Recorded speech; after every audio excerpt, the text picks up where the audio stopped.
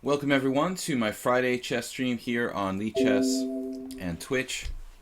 I am William Paschall. We are playing 5 to 8 minutes, quote-unquote, blitz and classical chess against viewers, mostly against viewers here, with commentary and analysis. If you'd like to play, feel free to challenge me to a game with a time limit between 5 and 8 minutes, with a small increment, 3 to 5 seconds.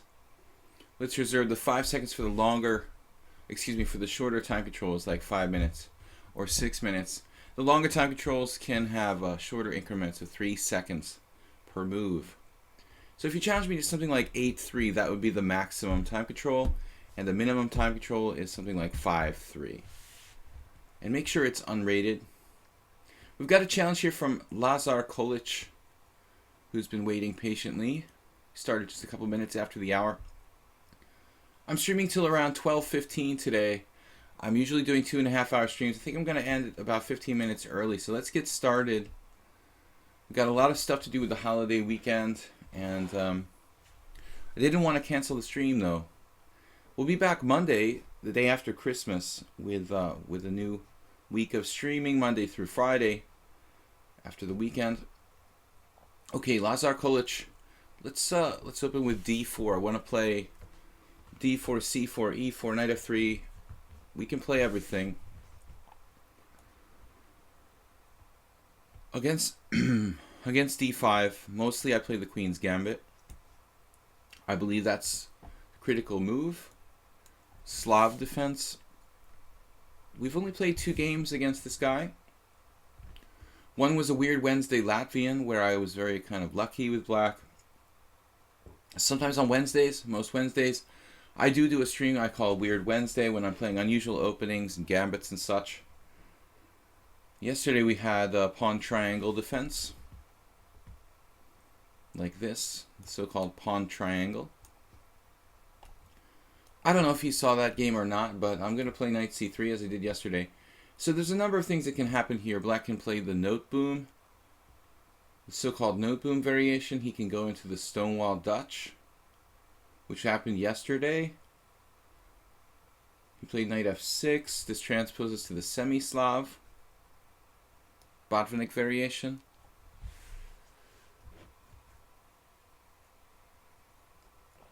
I've never been a believer in the white side of the Marin. Just feels not as aggressive as bishop g5, but I guess it's just a matter of taste. The higher levels, it seems like e3 is much more popular. Bishop g5, very theoretical, requires a lot of knowledge. I'm not really up to date with bishop g5, so I'm not sure I'd be confident playing this in a tournament game, but I used to study it quite a bit. Okay, so now the knight bd7, precursor for the, good morning Saronche, precursor for the so-called Cambridge Springs variation, or Cambridge Springs defense, named after a small town in Pennsylvania where there was a famous tournament many years ago, previous century. Well, there's not really a lot to do here. I mean, we could take on d5, I guess, going into a kind of exchange variation, but I usually play e3. This is kind of the main line. But the Cambridge Springs has always been playable. It's still considered to be reasonably solid defense for black. Saronche. I remember once when I was a beginner, I dropped a piece in this opening. I was maybe around 1600, and sometimes this knight drops back to d2. Black queen comes out to a5, and I dropped a bishop on g5. Very typical trap. Black exchanges pawns on c4 and then picks up a bishop on g5. Saronche, what about the weekend? Would you have some more parties lined up? There it is, queen a5. So here we have 2 moves, knight d2 or c takes d. Unfortunately, although the theoretical move that has the better score is c takes d. My knowledge of that line is not very deep, so I'm going to go back to play what I know here.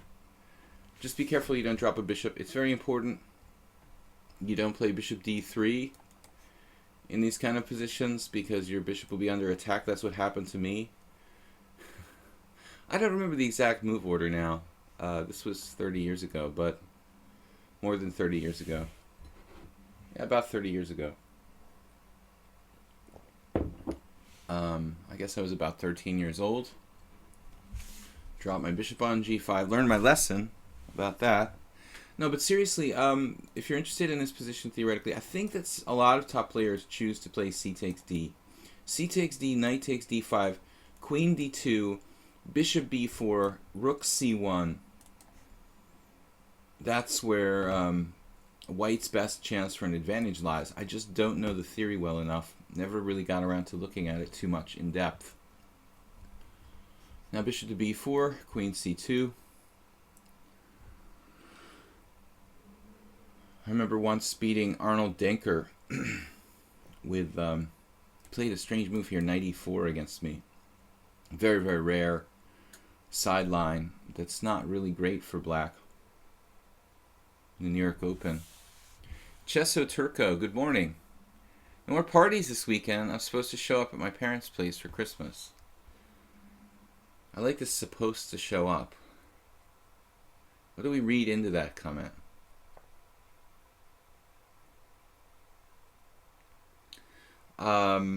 Like he doesn't want to go. You get the feeling he doesn't want to go. Like I'm supposed to show up. Alright, so let's see. Castles. We've got another challenge from Chesaturco, okay. Yeah, I mean, I guess this is main line. Castles here. The black has a lot of variations they can play. As I said earlier, this is how I dropped a piece when I was 13. In about 1400. I played bishop d3, losing a piece to d takes c. Because it hits your bishop and it also is going to hit your queen when it takes on d3. So you just flat out lose a piece there. Therefore bishop e2 is the preferred square, so as not to drop a piece. But theoretically I think that this variation gives black pretty good chances to equalize, whereas the c takes d variation on move 7, perhaps black can equalize against that, but it's not so easy. So if I have to revamp my repertoire, I'm going to start incorporating 7 c takes d. Alright guys, this is my last stream for the week. We'll be celebrating the holidays this weekend and back on Monday. Back on Monday the 26th. No simul this weekend, obviously. Next weekend will be like New Year's Eve, so that will also be no simul. But I think January 8th, I'm coming back with my first weekly simul again for the year of 2017. So, bishop e2. Hope you guys all have a great holiday and whatever you celebrate, just enjoy the time off, or just enjoy the weekend. Bishop e2. Let's see. I had my birthday on Monday. I was a funny joke at one of my poker tournaments this past week. We were playing and somebody like just folded when I raised pre-flop and they were like, yeah, that's a present for you. And I said, oh, thanks. And then I said, you know, because of Christmas. They were like, yeah, Merry Christmas, here's a present. And I said, yeah, well, my birthday's coming up. My birthday's coming up. And then the guy sitting next to me was like, oh, you mean one present's not enough for you? You hear that? One present isn't enough for you. He's like, he's got to have a birthday present too. So we had happy birthday messages from a few of the viewers here, which I really appreciate. Bishop takes f6, bishop takes c3. This This is kind of unusual. Normally black's strategy in this kind of situation is like he gets the bishop pair, and that kind of compensates long term for the fact that he has less space. But by giving up the bishop now, I would think that you leave white with a little advantage here. Should I trade queens?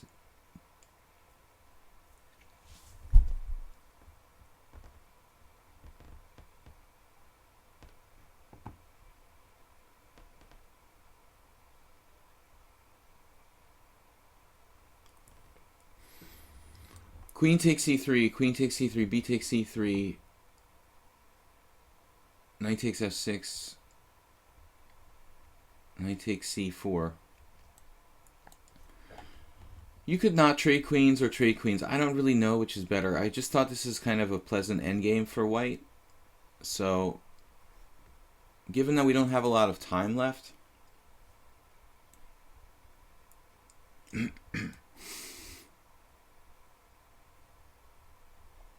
there's this idea, this idea, this idea. The knight has a lot of potential. Yeah, this is what I figured, but on knight d5 I have king d2, which is very strong. He's playing logically here.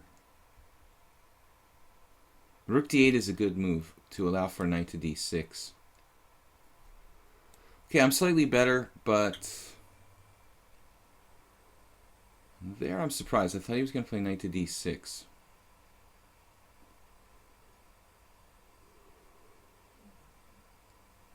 Now, I would think he is going to try to free his position here.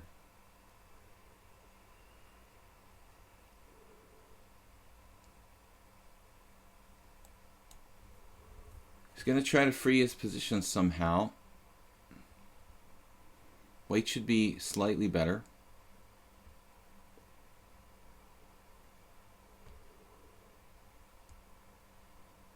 Put my pawns on the same color as my bishop, so my bishop's a little bit restricted. Probably not a really bad piece, though. Still has a good diagonal here. Diovin. I remember playing you the other day. Lance was online, and it was a Grunfeld. B6 now. Speaking of diagonals, he's trying to play bishop a6, it looks like. I could play e5 now. If e5, unfortunately, he can play knight to e8, keeping me out of d6. Maybe I should just centralize my king. Allow him to play bishop a6. I don't know. I mean, I could play knight e5 straight up. Got a very good king position, but black's okay here.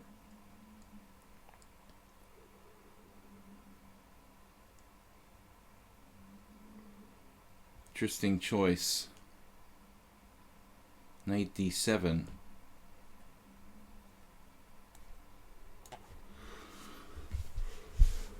I was thinking about knight d6, but he can play like knight f6 and knight back to e8 and just like trade it off. I'm not sure I can maintain the knight on d6. I need to play like e5 and c4 c5. Otherwise he just plays knight f6 knight e8 and chops it off. And white's advantage is very infinitesimal here. But there's something with the better king and the central majority. It's like probably less than half a pawn. This is a very key sort of moment. I was definitely thinking about like playing d5, but I'm worried that the pawn is just overextended. I wanted to play d5. I could play d5 and take back with a rook, but that doesn't seem particularly beneficial. Or we can just move my knight. Let's see, knight d6.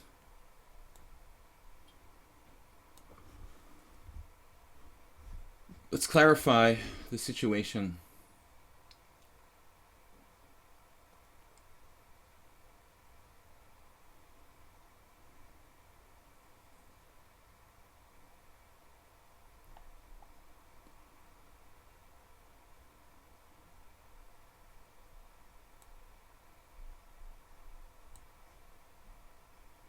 I'm not sure if he should exchange pawns there. He's just hanging this piece, but it's a kind of trick.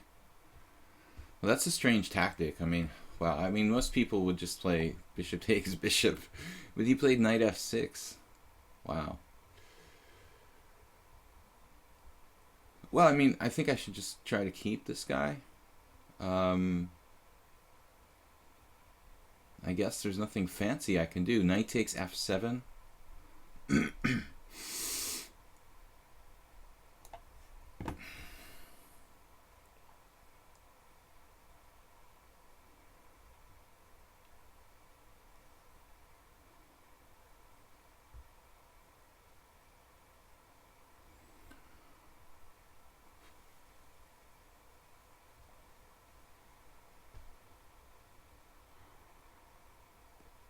Bishop b7? Does that work? Well, it's not going to help.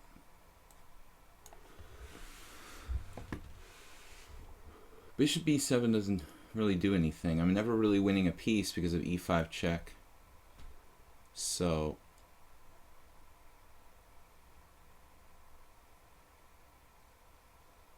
I don't want to lose on time.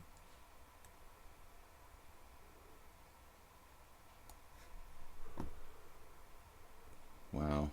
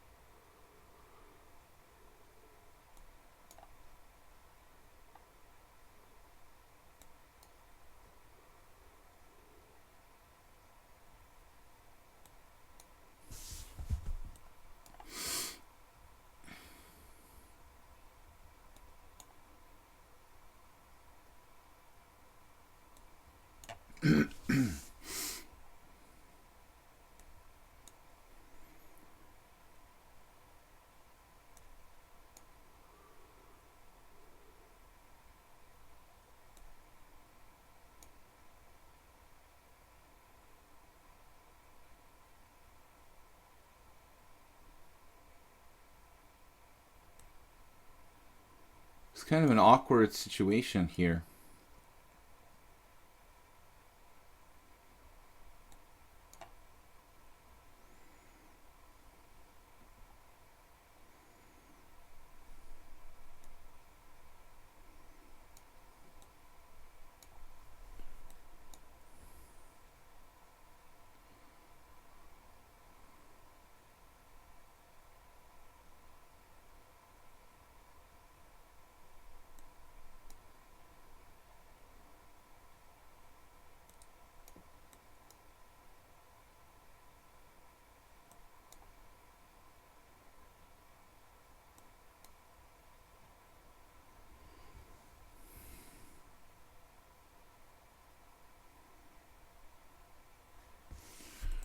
Yeah, I definitely don't know how to win here.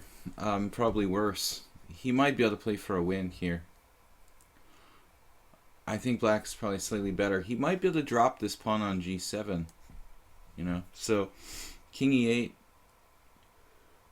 It would require counting a lot of moves with the racing on opposite sides. I don't know who's first, but I'm happy to draw now at this point. So tough game. I think I let it get out of control. All right, Chessa Turco, what's up? 7-5. Why e5 didn't work? e5, missed that. e5 for who? For me or for him? I never really saw e5 as a important idea, but very possible I missed something. The rook ending was better for me. Better king. I felt like I was almost winning, but his outside pawn is always dangerous. It's possible I was never ever winning, despite having a slightly better position. Why would e5? I don't understand what e5 had to do with anything there. But I might be like not seeing something. E5 never seemed like an issue. I'm happy to make a draw in the final position because I think black's better now. His outside pawn's just extremely dangerous, and I don't want to have to count who's queening first in certain situations. There could be very scary. So I might be losing in some lines. Good game. Pretty good game. I was better in the opening, then I let it get completely out of control, and then I was better at the end again, but probably not enough to win. His outside pawns were just a constant source of counterplay. When the knight and the rook were there, I had a fork when he played rook d5. Yeah, I know I had e5, but he has knight d5 check. My king is on e3. I mean, there was never... I don't understand what you're talking about now, before. Yeah, I mean, no, he constantly had, like, knight d5 check. So there was no fork. I mean, it's just... It's insignificant.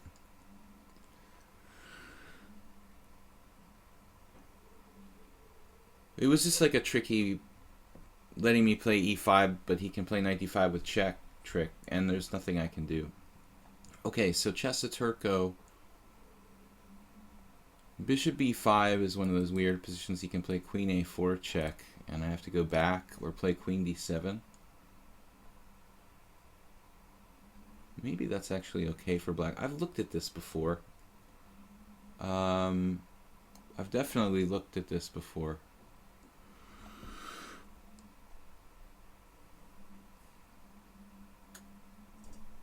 It's actually the c3 Sicilian. But most often people, I mean, you're usually seeing pawn takes pawn here. e5 is kind of unusual and probably not as good as pawn takes pawn. And now bishop g4. We're in a kind of strange position. It's similar to some lines of the hyper-accelerated dragon.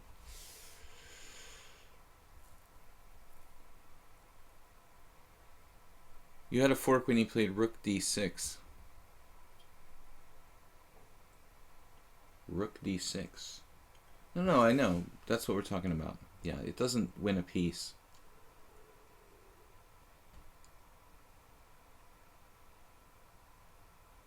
I was better out of the opening, but never that much better that like it's clear I'm winning or something. And it got really weird in the middle of the game there, where he got a lot of counterplay with rook active on the c-file. My bishop almost got sort of trapped on a6 too. There was some strange goings-ons there.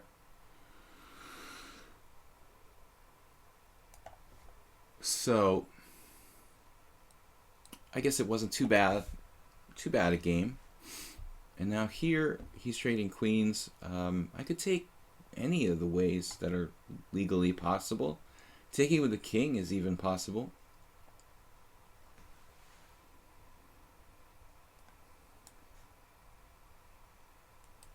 I mean, you could take with the king and put the king on c7, I guess. If bishop b5 check. I'd love to put the king on e6, but he has knight g5 check. Taking with the knight is clearly... It's more natural, but the problem is... Well, whatever. I should take with the knight and force him to let me double his pawns, I guess. The knight is badly placed, though. But you can't have everything. This knight is badly placed. I mean, it would prefer to be on c6. It pressures d4, pressures e5. So king takes is interesting. Is an interesting option with the idea of putting the king on c7 here, or maybe e6. If bishop e5 check, king c7. Maybe that's the best. Though my king is quite in an unusual position for a c3 Sicilian. e5 would leave d5 open, which always allows the knight check. Yeah, that's the problem. You got second in a blitz tournament yesterday, 5th on bullet. Nice. Good morning from the Octopus Gardens. It's a Beatles reference.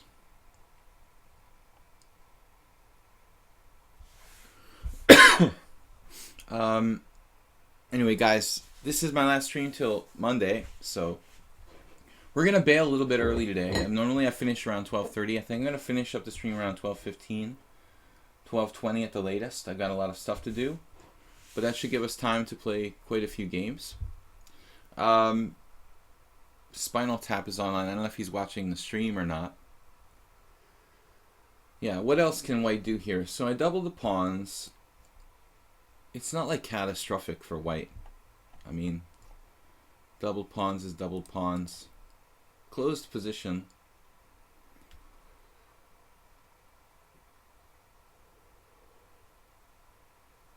Anytime you exchange pawns on sort of like d4, it's giving a knight the c3 square.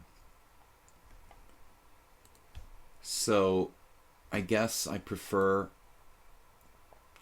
not to do that in this position if I'm given the choice. Not to give him a good square for his knight. It's very important that when you think about the moves that are possible for yourself, especially beginners tend to think about, it's kind of like poker too. When you talk about beginning poker players, they think about their cards. You know, they don't really think about what the other guy has. It's the same thing in chess. When inexperienced players learn the game or start to play the game, they think about what their pieces can do. But it's really important to develop, you know, as a defensive mechanism, kind of an appreciation for what your moves, how your moves affect the opponent's pieces. So what about, you know, when you make a move, how does that affect the mobility of the other guy's pieces?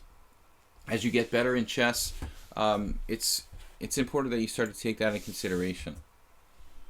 Other computer is like frozen. All right. So always think about what your moves do for the other guy's pieces, not just your own pieces. He settled for knight a3 now, and he has this fork threat of knight b5, knight c7.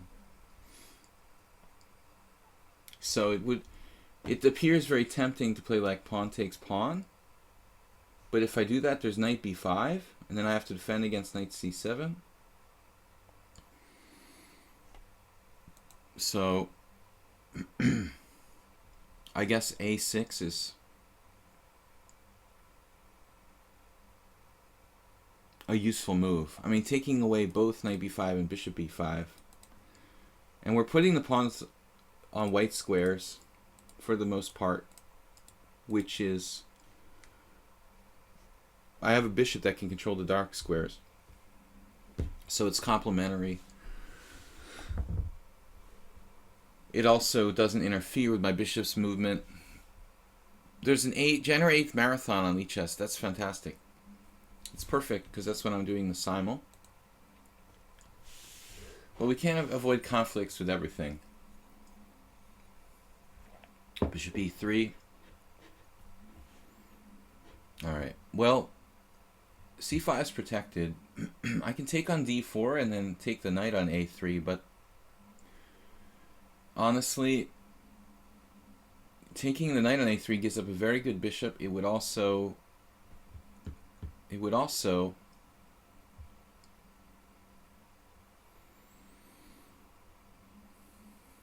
what would it do? Open the line, the B line, for him to have some counterplay. If I take on d4, white's taking back which way? With the pawn or the bishop? I really want to develop my pieces here. I guess knight h6 or knight e7. Doesn't really matter, does it? Playing knight e7, he could take on c5.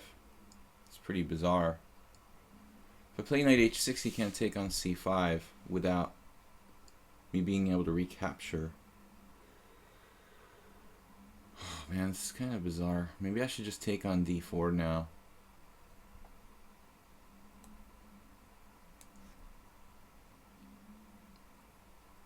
Not enough time. It's 7-5, but it feels like 5-3. I feel like I'm playing a normal blitz game. Just that 1 minute less feels like a big difference. Actually, the game with Lazar was also 7, wasn't it? Now I need to play more sudden death, like 3-0, so I start to feel a little bit faster. But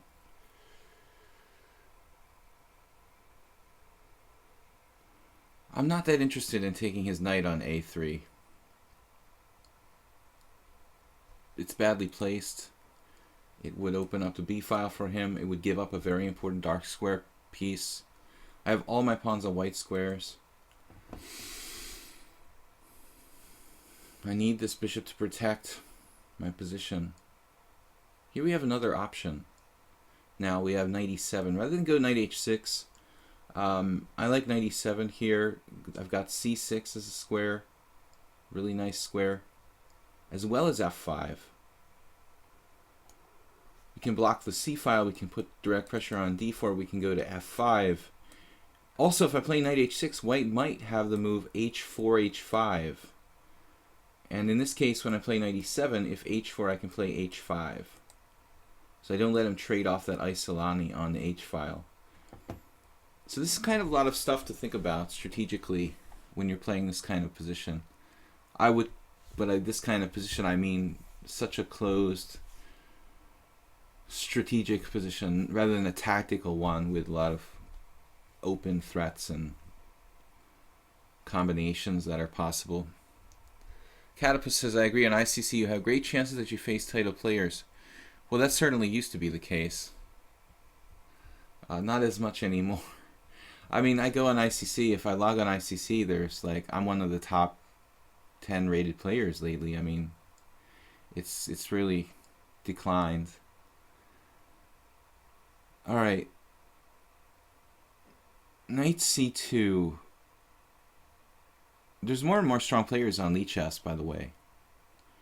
But there are billions of like amateur players, so you don't, really realize. Where are we going? Knight f5 or knight c6 here? It's kind of a tough call.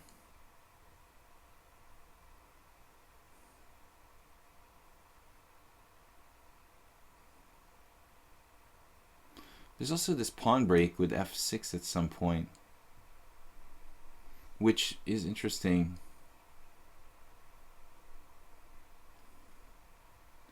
It's really a tough call. I'm slightly better. Although I think white's position it's probably defensible. If this were two computers playing each other, I'd give white a good chance to hold a draw. Despite the kind of ugly nature of the doubled pawns. But he looks a little overextended. I still don't think that white is in that bad of shape here. This is an ugly move.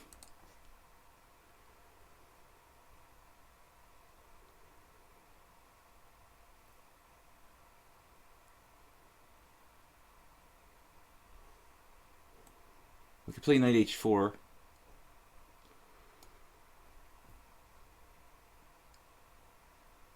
A strange situation.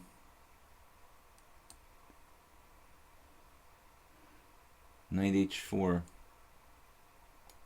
I don't know what it does, but it forces him to make an awkward move.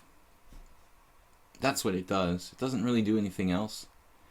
It just forces white to make an awkward move. That's not the awkward move I expected, but it's better. Maybe I made a mistake then. I don't know.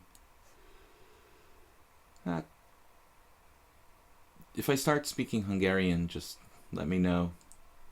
Sometimes I do that when I'm alone and sort of talking to myself. Knight e1, nice maneuver. Alright.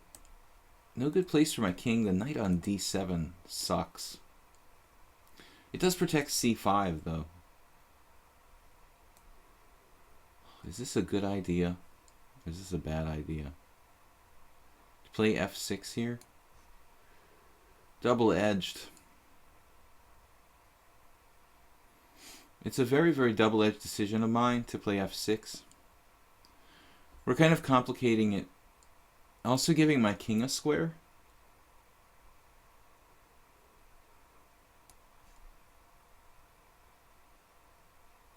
And now I don't know what to do. Go back to f5. I wanted a square for my king, really, where it stays fairly active.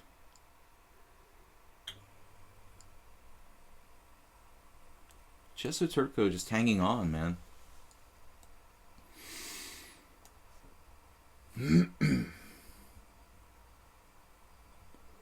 He's just hanging on. Now not so much.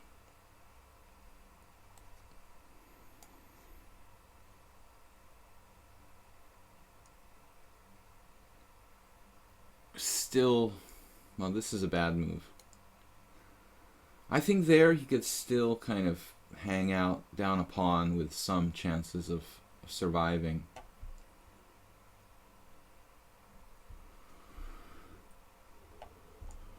Yeah, it's lost now. Okay, let's see. PQ, Haggard DK. Haggard DK is 31 games. I'll let him slide. I'm feeling like the holiday spirit. Normally I like to see like 50 games from an opponent, like before I would consider it like an established account, but let's be like Santa Claus and we'll let the guy with 30 games play. Alright, PQLLED.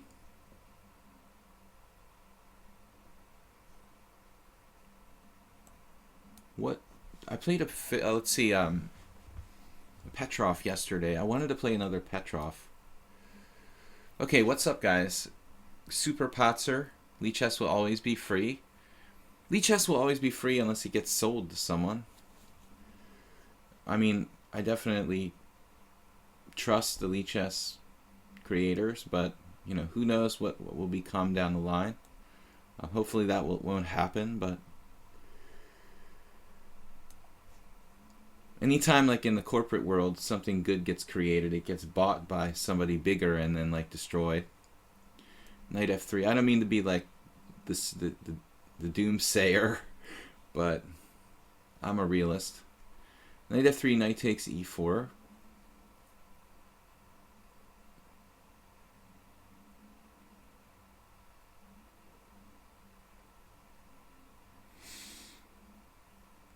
I don't really like chess.com.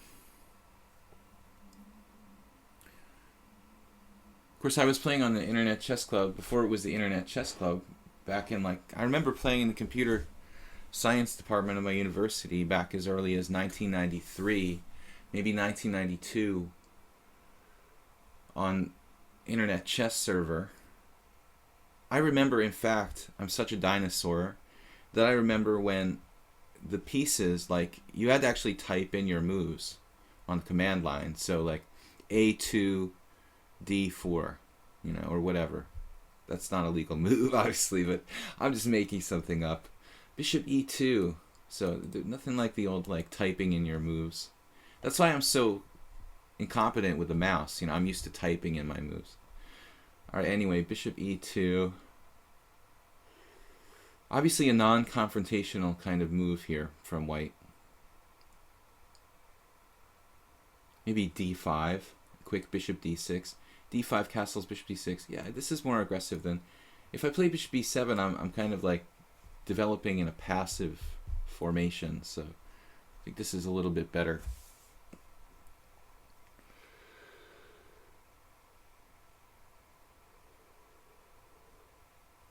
I mean, the better that lichess gets, the more like these other sites will be tempted to try to like buy them out. The best way to eliminate your competition is to buy them out. So I just pray and hope that doesn't happen with lichess.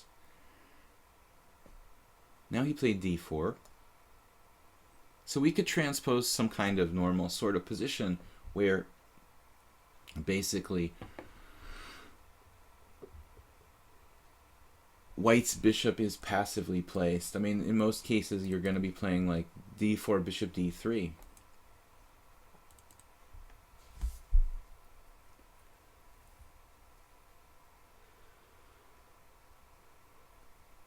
Diavin says they don't ban cheaters on chess.com.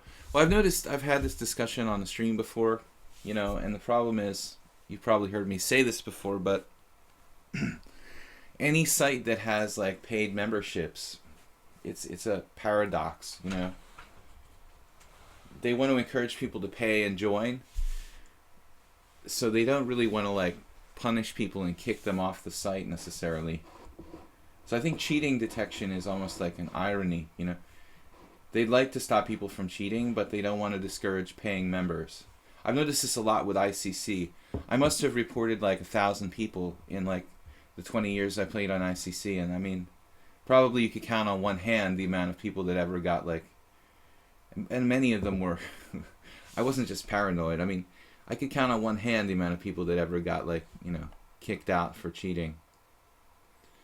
Knight to c3 here. This is another situation where I don't really like exchanging on c3 and giving white sort of counterplay along the b file. I also played Alekhines defense, and in those situations, I'm a little bit worried about like knight f6, knight b5 though. Just occurred to me.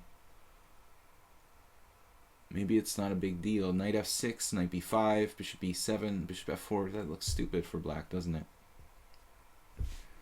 Maybe I can't do. Maybe I can play c6 here. It's kind of strange. Like c6, knight takes e4, pawn takes, knight to d2, or knight to g5. Black looks active there.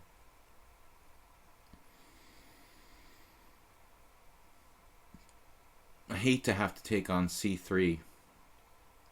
I really do.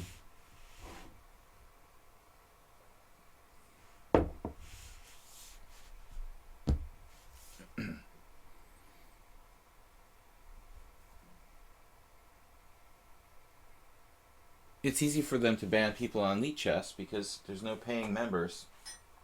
But it's also easier to create a new account. So complicated life is, isn't it? What do I do? Man, this is awkward. Bishop b4. It's a waste of tempo. What do I do here? Knight b5 is a kind of annoying move. What if I just castle? Just castle.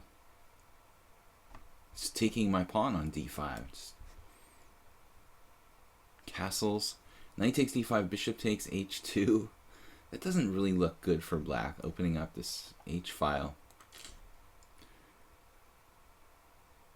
I'm afraid I'm going to have to take on c3.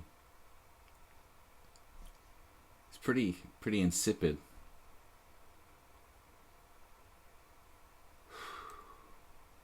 Really hate doing that. I mean, the knight on e4 is like the best piece. I looked at knight f6, knight b5, bishop e7, bishop f4, knight a6, but now he's got all of his pieces sort of developed. Maybe it's not so bad. Alright. I'm kind of picking a variation at random here. Sometimes that happens when you go in circles and you're analyzing and you're not... Wow, he insta-played bishop g5. I'm kind of happy for that. It's not a bad move for white.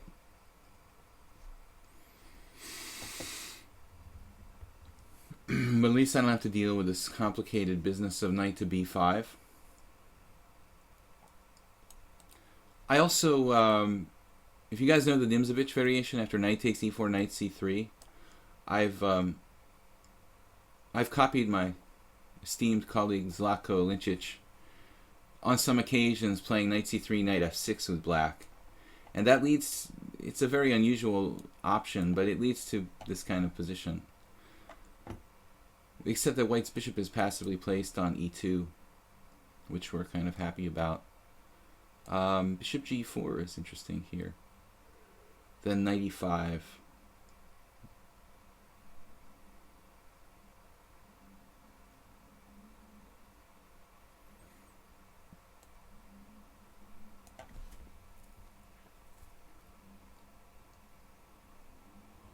Perhaps knight bd7 to stop knight e5.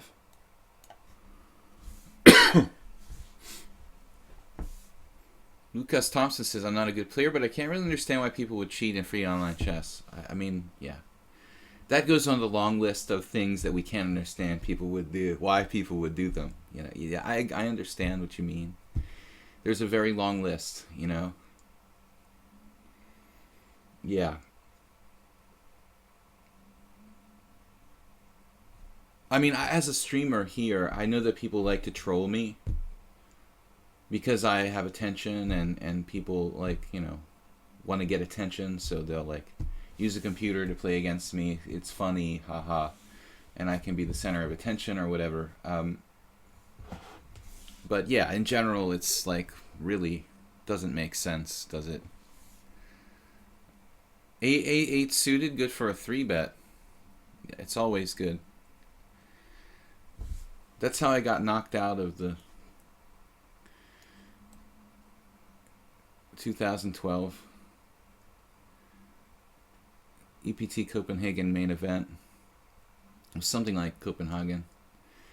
Actually, I saw Michael Turiniak. I was playing next to him in a turbo last week, and he's a Swedish pro. Of course, it's good for a 3-bet if you're, like, on the button or, like, near the button and there's somebody stealing on your right, but, or even if it's early, of course it's always possible to 3-bet with something like a suited ace. It depends on the situation, but I remember this hand where I had, like, ace-9 suited and the dude was stealing on my right. We were like 40 players left in a main event, and I re-raised with ace-9 suited. The initial raiser folded. Turiniak called 2 raises cold in the small blind. I was kind of like, what's going on? And the flop was all spades, where I had like a 9 high flop. I had ace-9 suited instead of ace-8 suited, but whatever. And what basically happened was, it was an all-spade flop, 9 high. I'm like, Turiniak had a huge stack. I figure he's just trying to, like, bully me. So I'm going to have to fight for this pot. And basically, he checked, I bet, and he, like, check-raised me. And I just didn't put him on a flush. I mean, honestly, like, if he had a flush, I thought he would slow play it a little bit. Not, like, check-raise me on the flop, so... I honestly thought that he had, like, the nut ace of spades in his hand, and he was trying to do this, like, Omaha kind of, I've got the nut flush draw in my hand bluff, this blocker to the nut flush in his hand blocking bluff. And so I just, like, 4-bet with top pair, and he put me all in, and I called, and it was like the worst call ever. He had, like, flopped the second nut flush, and I was dead. Then I turned trips on the turn, and so going to the river, I ended up having, like, a lot of outs, 11 outs, but lost anyway. But yeah, it's generally okay to raise that kind of hand as a 3-bet in many situations. Bishop d3. Anyway, we had a lot of time to think here while our opponent was... What are we doing now? We put ourselves in an awkward situation. PQLLED. I did play this player once before. But I feel like I'm in sort of like a zugzwang here. I don't have a move anymore. Zlatko. Rook e8 just doesn't look good. No place to move my knight to. Knight h5. Anybody? Probably going to have to play knight h5. I don't really see another option. We're running out of time. Maybe queen c7. I don't know what alternatives I had there. If I sort of move one of these pawns, it's going to be the g pawn. It's going to be the g pawn and do a kind of queen's gambit, knight g7 sort of thing. It's scary. I wish I could have played rook e8. White's much better here. I wouldn't want to be playing a computer in this position. We do have the f4 square.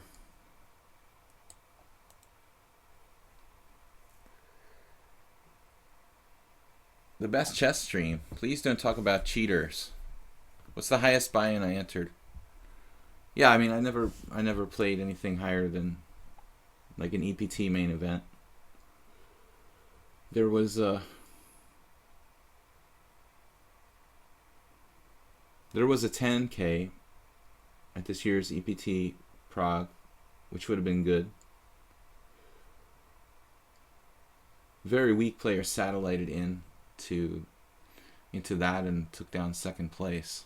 The guy was awful.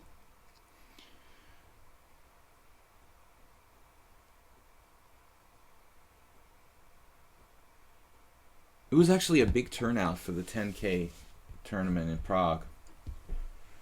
A lot of players, like as many as the main event. I was surprised. I guess there's not that much difference between 5,000 euros and 10,000 euros. Objectively, bishop e7. Kind of didn't want to see that. But again, objectively, our favorite word here for the day.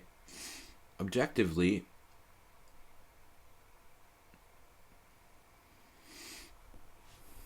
trading pieces might not be that big a problem.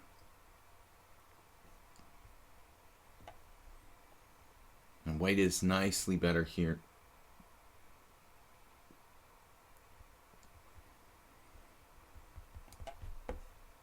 I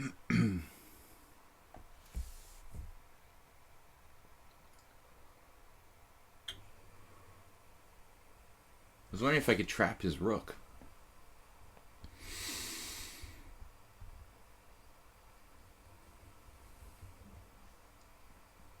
Awkward situation.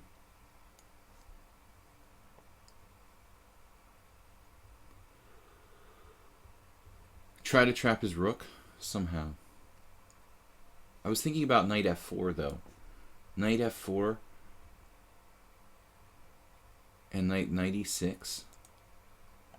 What's the deal with that? Actually, knight e4, knight f4 and like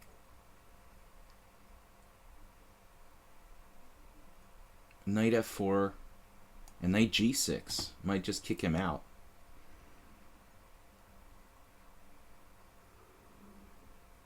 If I could just kick him out of e7, I'm probably okay.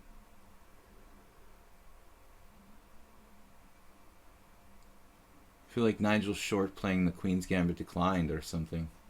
Knight h5, knight f4.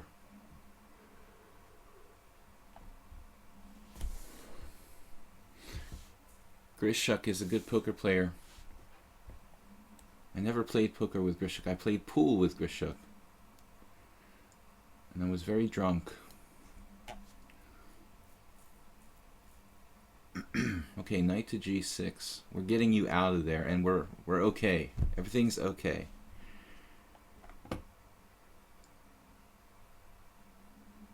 I've played pool and chess with Grishuk. I never played poker.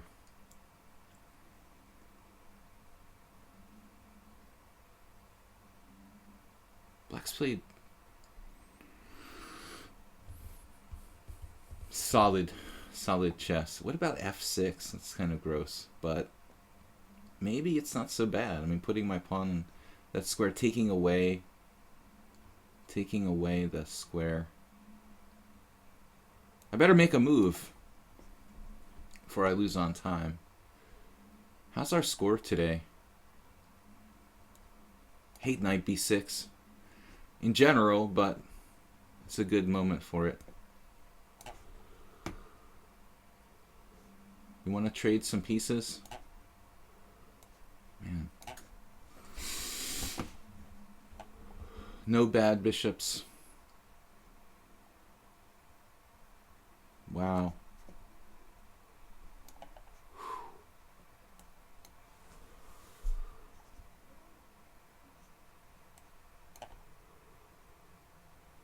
This guy is tough.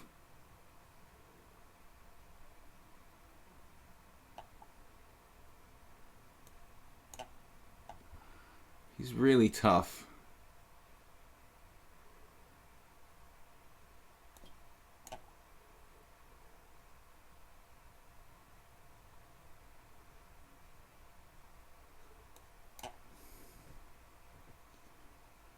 What am I doing?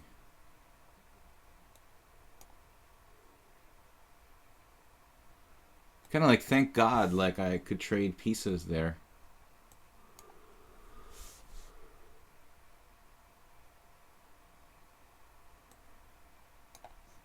It's hard to believe he's only 2,000. Played so well this game.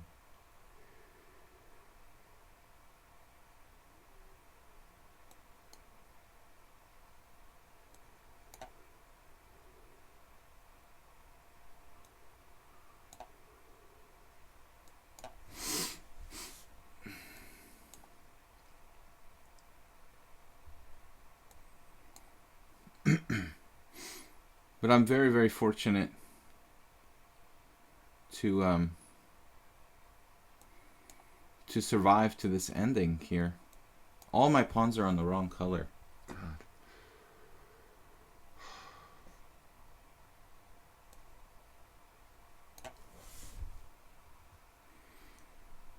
2069. It's damn good.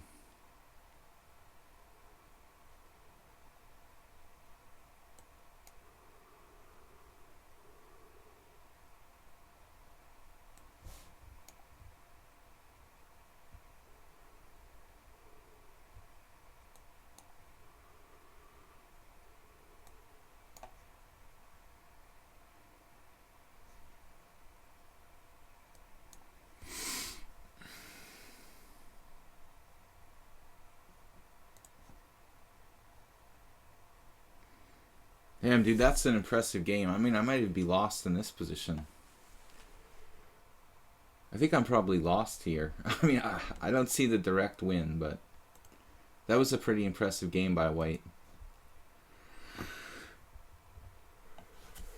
The Pomniachi, top Dota player.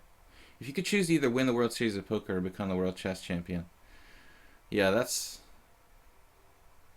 a good question. I mean, I guess you got to go with the World Champion of Chess, man. I mean, it's less money straight away, but I think the value of it is higher. Not to mention the fact that chess is really like a deeper love for me. So I think that, you know, becoming World Chess Champion, if we look at it in more than just the financial sense, yeah, you can't really compare. I mean, chess is an all-skill game, and it's more meaningful, you know, to be World Chess Champion than to win the World Series of Poker. So I guess there's no question about the answer to that one.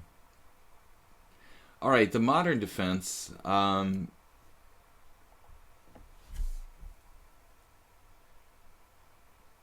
Peart's defense, excuse me. We've had a couple nasty games so far. What are we doing? I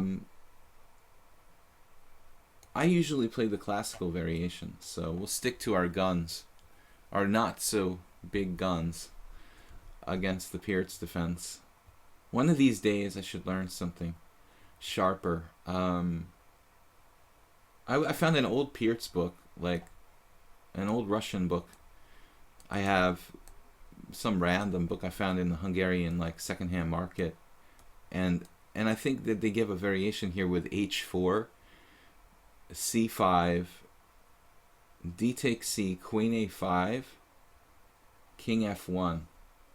Some like old school variation, but I'm gonna just play traditionally.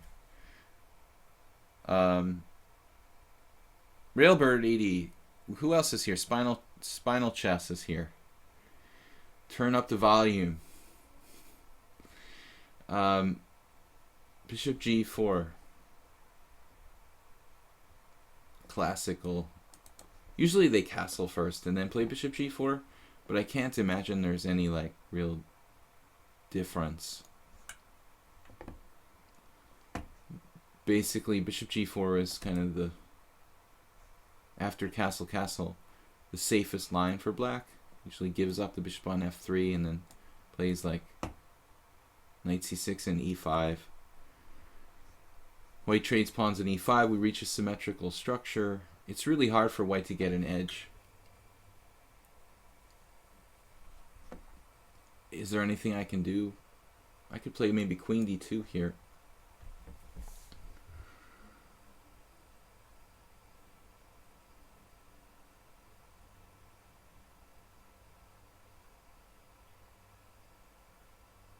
I mean, other than just transposing to the normal position. You can also maybe consider some weird move like knight to G5. Trading bishop for bishop.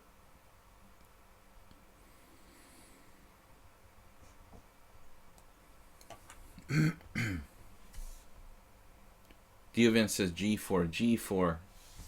Like after bishop E2. Caveman chess. It's yeah, probably existing as some sort of strange sideline. This is chess for the caveman.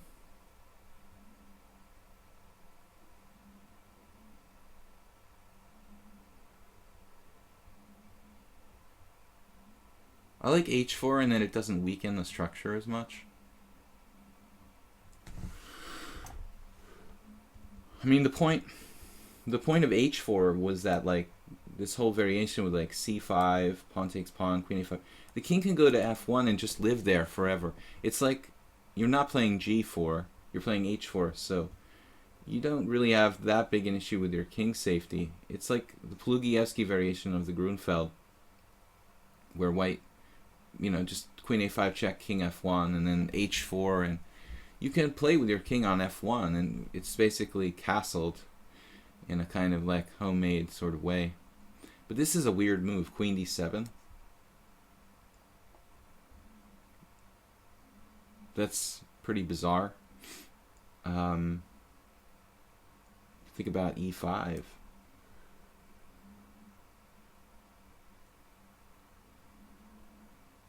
I'm not sure what E5 does. If E5, you could play knight H5 or maybe knight E8. Although it is pretty passive looking.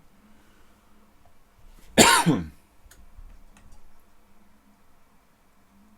just don't really see what the follow-up is. If I do E5, what's my point?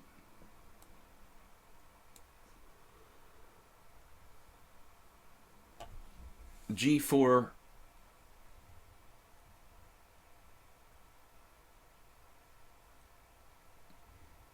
It's just like on move 1, I'd much rather play H4 than G4. Because I was talking about this last week, or the beginning of this week. I used to play a lot of like games with blitz when I was angry and I wanted to handicap myself. And maybe I was on tilt and I wanted to just play angrily, like to beat somebody, like showing them I can beat them with anything. And I would play H4. I wouldn't play G4 ever. Because H4, it doesn't weaken that many squares. Or H5, whatever. There was this Hungarian guy, Kadar, who used to play H4 every single game. It's sort of insane. It's totally insane, actually. I don't know. I never met the guy. I mean, he's probably still alive, actually. But can you imagine playing H4 every single game? It's even called like the Kadar opening. One day he just decided, I'm going to play H4 for the rest of my life. It's pretty crazy. Alright. So which way do we go? Which way did he go? E5? Well, now we have bishop H6 at some moment, in some moment.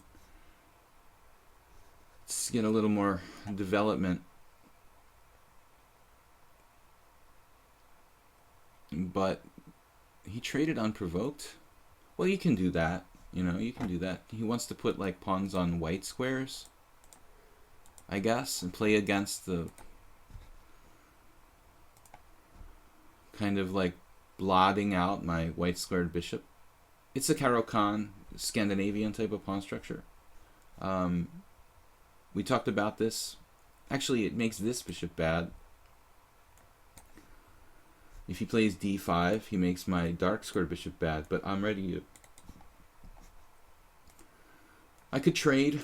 Ooh, h5. That's... I was talking about h5 and h4, but come on now. It's losing material here, almost. Yeah, it is losing material. Okay, he's not paying attention. He had to play c6 or d5. And black's position is still not that bad. But the queen on d7 was the beginning of problems. It doesn't coordinate that well with the other pieces. Polgar's approach on the Pierce. Catapus, what do you mean? Smirin is a great player. But you're talking about Smirin playing white or black?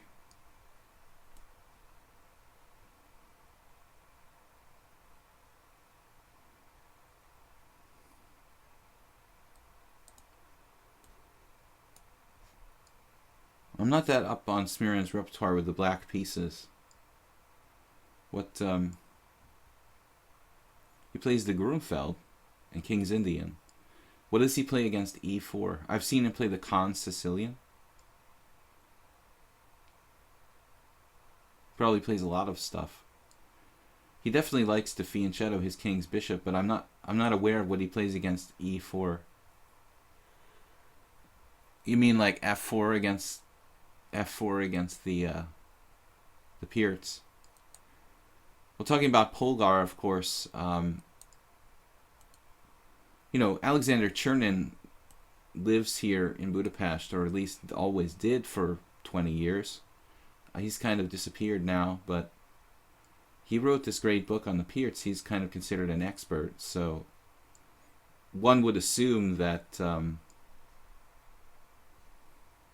you did, you know, had access to Chernin's knowledge in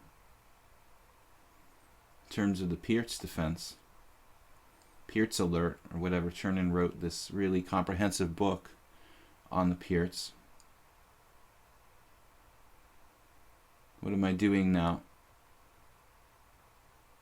Okay, queen. Let's turn this rook loose on the queen on d7. Give our queen a little bit of scope. Grandpa Smirin, well, he's not that old. He's not that much older than me. Smirin, I don't think Smirin's even 50. Okay, so pawn takes pawn. My pawn is, admittedly, going to need some securing.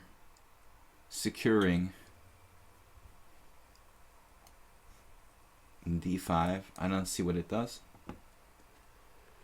So we won an exchange and a pawn. It should be winning. Not really that much to look at here. So as they would say, oh, there's this situation.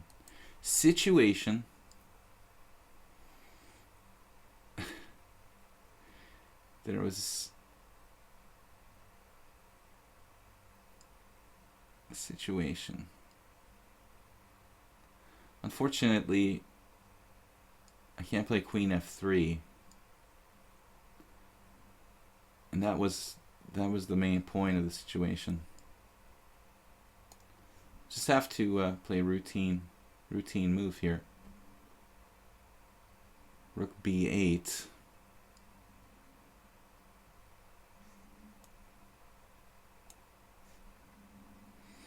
Haggard DK is the time advantage of 3-1.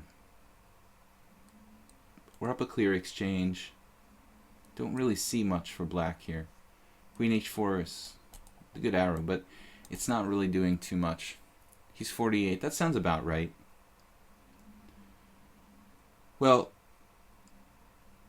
Smirrin is really good in the Grunfeld. That's my King's Indian Grunfeld with black. Black sacking a piece here. That kind of looks scary. Wow. Eek. Scary.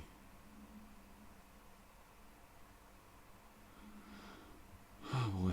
I don't want to allow bishop takes h2 check. Man. h3? Maybe we have h3 here. Jeez.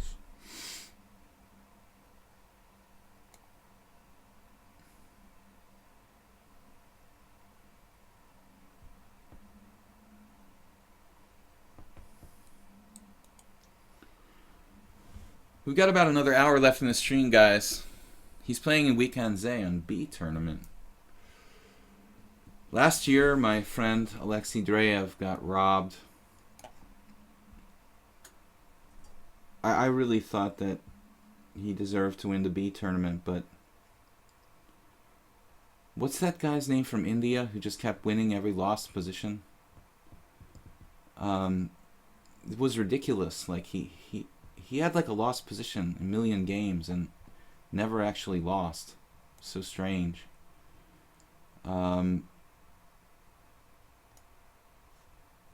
This young Indian player who's kind of a sensation.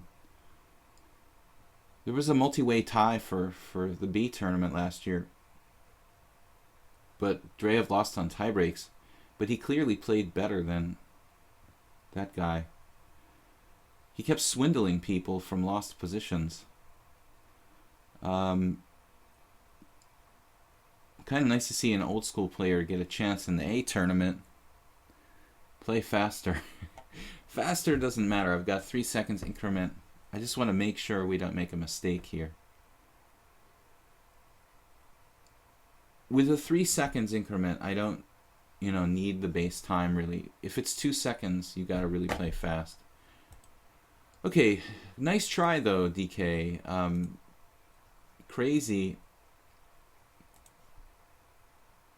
Guys, don't forget I upload all the videos to my YouTube channel, Video Chess Training on YouTube. So if you play a game or you're following the stream but have to leave, they don't really hold them that long on Twitch. So if you want to watch a past stream or something, check out my YouTube channel, Video Chess Training on YouTube. Don't forget to subscribe and like over there. I also will get around to creating some new independent analysis and material. Sometimes I do reviews of simuls and weekly blitz that I do. So stay tuned for that. Alright, crazy is unpredictable. Last time he played a pretty good positional game against me. Wasn't that game, it was the game before that. I think it was this one. Can't remember, but he's unpredictable. Like sometimes he plays really wild and then he turns around and plays a kind of solid, sensible game. Have you saw Dreyev games at the Nutcracker tournament? I did not, Diovin. I did not. Adiban, exactly, Adiban. Yeah, Dreyev was awesome. I think he deserved to win the tournament last year, but Adiban kept swindling people like one after another. They were like up the exchange, up a piece, down, up 3 pawns, and the guy just doesn't lose.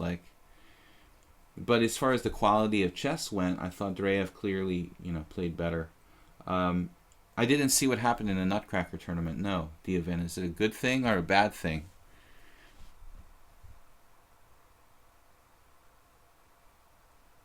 I guess Crazy's not here. We're going to have to abort the game. We'll let him back in the line. So Sedan has just 11 games. I'm going to have to have to decline against Sidan, who's going to need to get some more games. I don't really like playing. I don't like playing unrated players. Gilgamesh. Actually, our third game with Gilgamesh, I didn't know he had not had his country open there. Gilgamesh turns out to be playing from Hungary, so he's a fellow Hungarian resident. Gilgamesh. I don't remember what I played against him before. The Petrov was pretty boring, man. I think I'm going to put that on the shelf.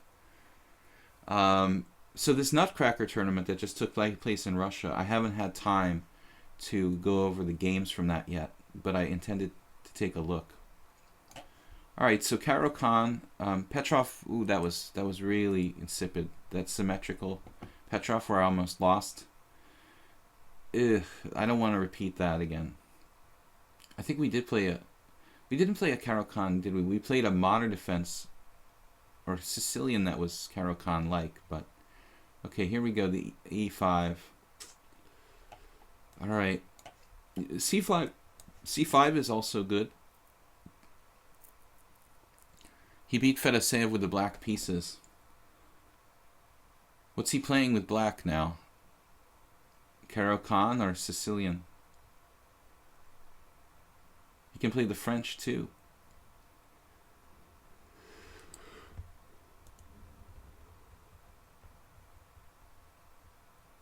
Bishop D3.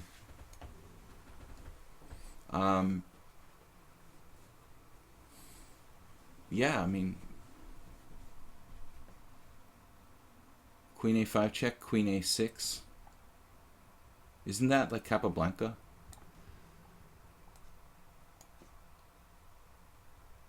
I'll take a look at that. Andreev is a brilliant player. I was really, really saddened that he didn't get the win in the B tournament of Weekend Z last year. Don't get that many chances at his age, you know, to play in a super elite tournament when you're like 2660 or whatever his FIDE rating is. I don't know where he's at exactly right now, but he's usually hovering in the high 2600s. But I know he's capable of even better. It's not easy, like being middle-aged and having a family and... Okay, Queen A6, Capablanca style. So Bishop D3, not exactly a sharp variation. It's a very safe move for white. Unless there's been some new development here.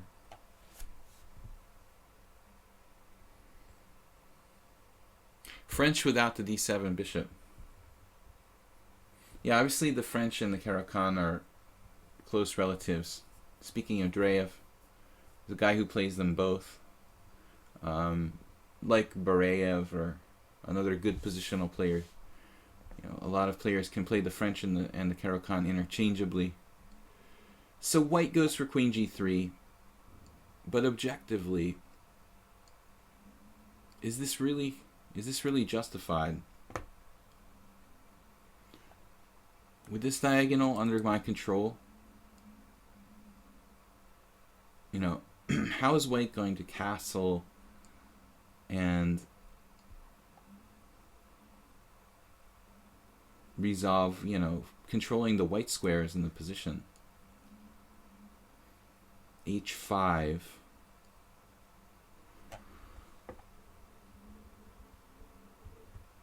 Tempting to play H5 here. Knight H6.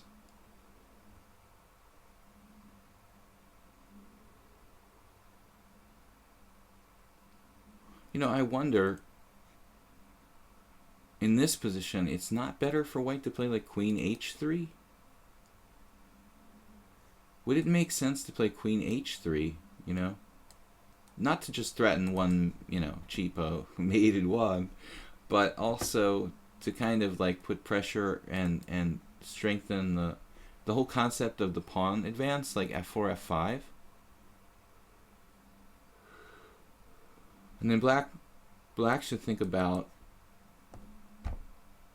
classically, going for c5. So my question is, should I play like knight? How do I develop my king side? Basically, what I'm trying to say, having a difficult time saying it. How do I develop my king side here?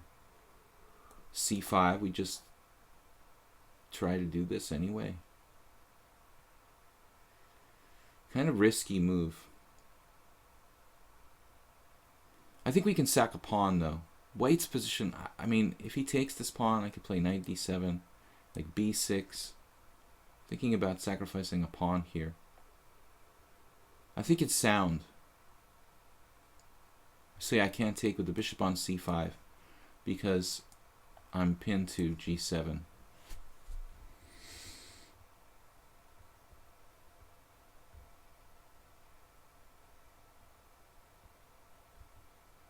Majestic knight on f5. Majestic knight on f5 is a problem. That's why I'm so bummed out about this whole thing. I mean, he should have put his queen on h3. The thing is, if I try to play a majestic knight to f5, he's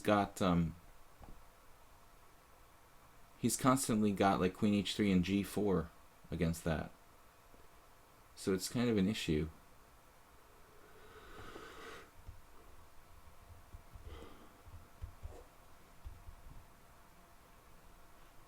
Again, similar game to one of my first games today, I don't really want to put my knight on d7. But on the other hand, he could have taken on c5 last move. If I play knight h6, knight f5, my knight gets kicked out with g4. I can't play h5 because my rook is pinned to the queen on h3. It just looks like I'm walking into g4 if I play like knight h6, knight f5.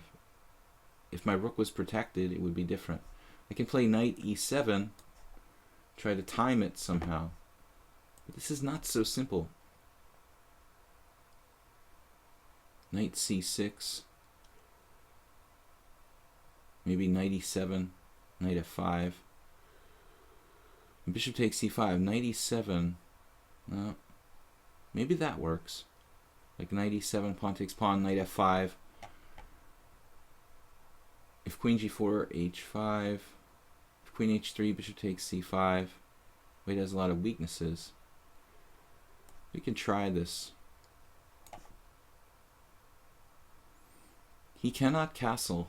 That's kind of the most important single concept here in this position. White cannot castle kingside. He'd have a pretty good game. I would think if he could castle.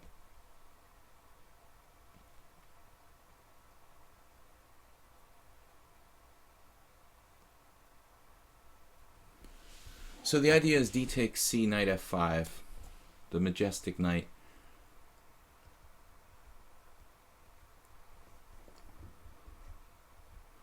If I could just do whatever I wanted and play like h5, knight f5 with impunity, I'd have a beautiful position.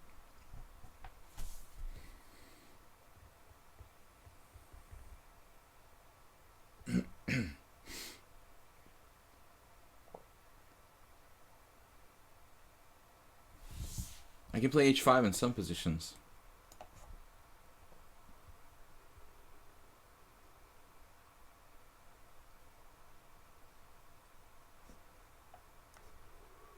Well, now g7 is protected.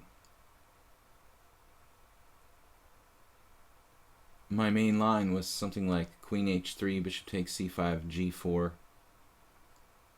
I assume. Alright, we missed this. But I don't think it's that bad.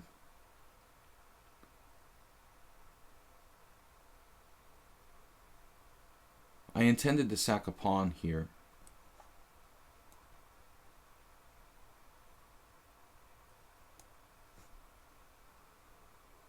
And I'm still going to try to do that.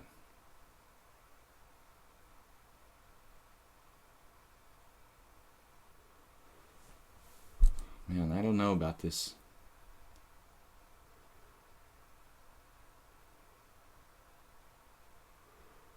is a long-term pawn sacrifice now for me.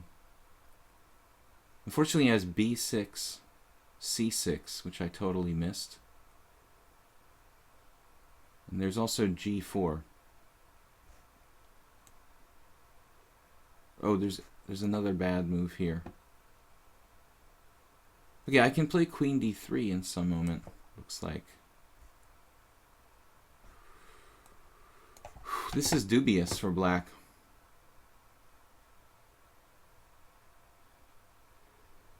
We're down a pawn with a little bit of compensation, but it's not really enough. Okay, I don't have to fear, I don't know if I have to fear a4. It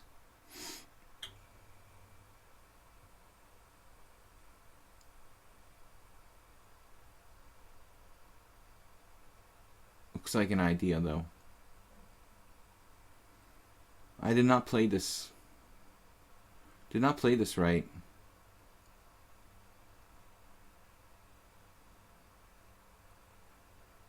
One would think I could sack a pawn here, have good compensation, but whoa.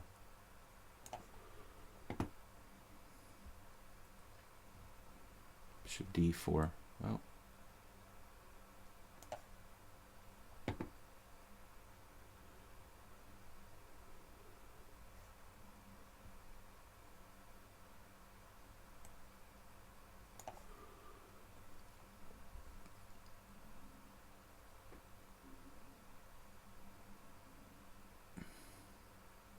I had bishop takes b4.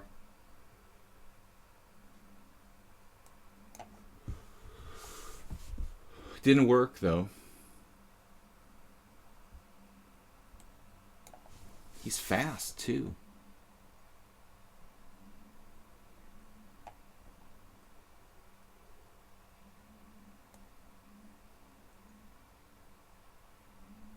Lost on time.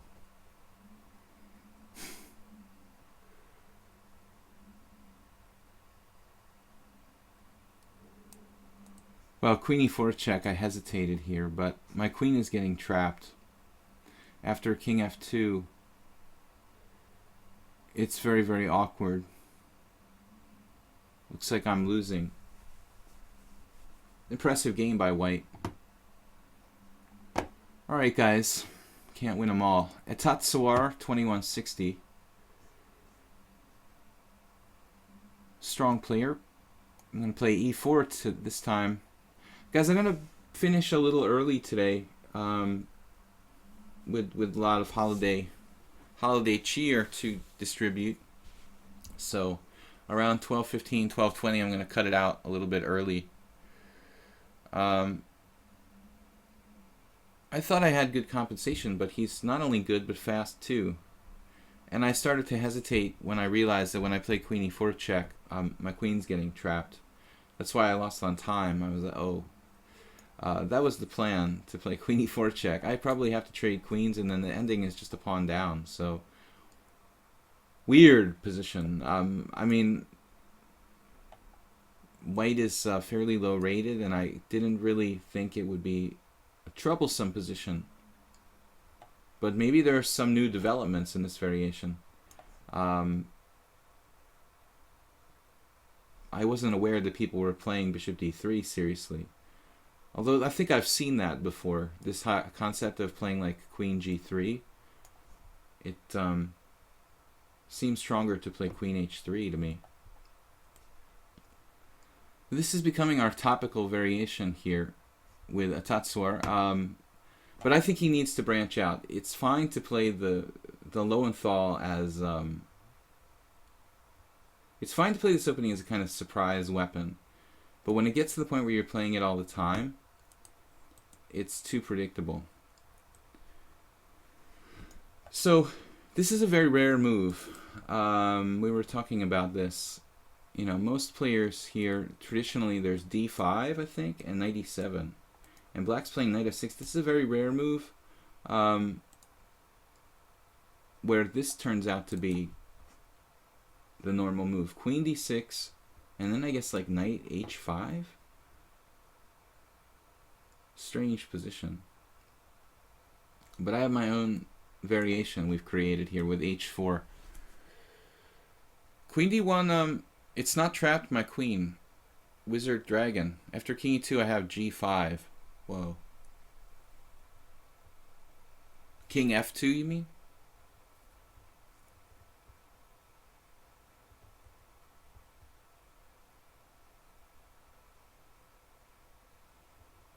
We'll have to take a closer look at the game, the last game.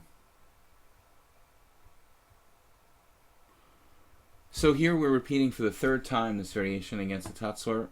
My original game, I think I played h5, queen f5, and then knight to d5. But looking at with the engine, checking with the chess engine, last time, it agreed with my move knight d5 here. So I want to see if I can improve on my last game.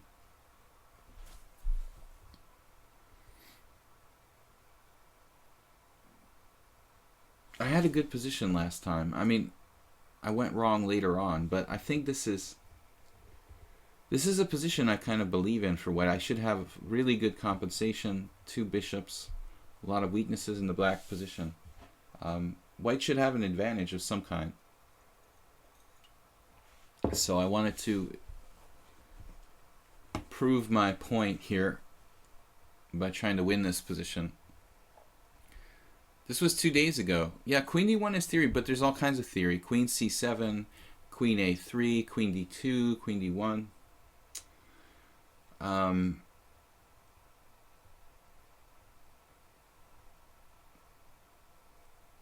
What did we have last time? Knight f6. Yeah, knight f6 was the move he played last time.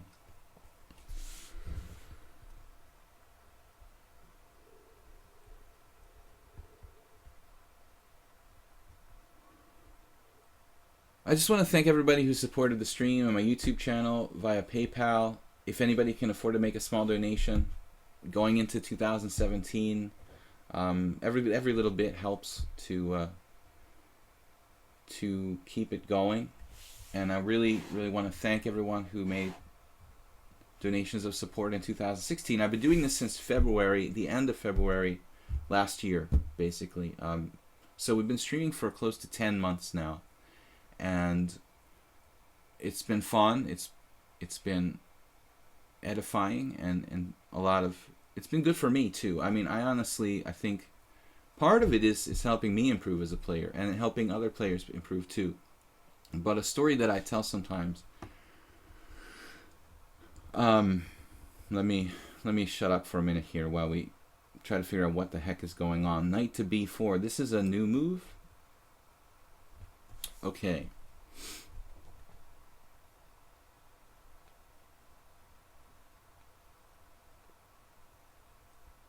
Did not notice this when I was analyzing with the computer last week.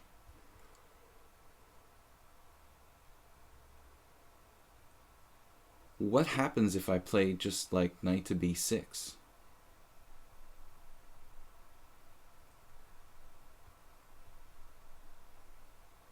Knight b6.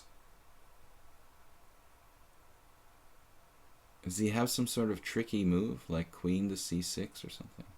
Not really. He probably has to do queen takes queen. And then, like, if I take with a rook, I have to allow knight takes c2 check, which is not good.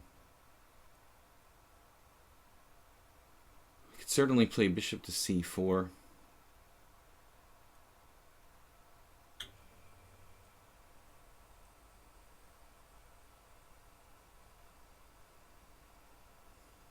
But it's like bishop c4, take, knight f6. We have compensation for the sacrificed pawn, but not more.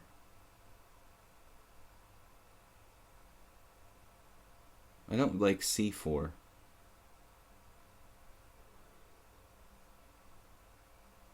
Not a lot of choices, basically. I mean, knight b6, queen takes d1 check, king takes d1, rook b8. My king is pretty weird on b1, d1.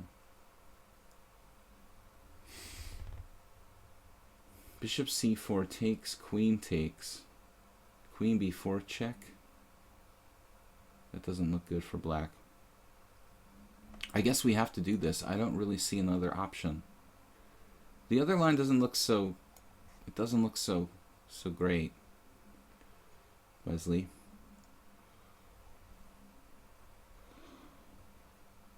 Chess motion. Chess motion is spoiling you. Spoiling your variation. What?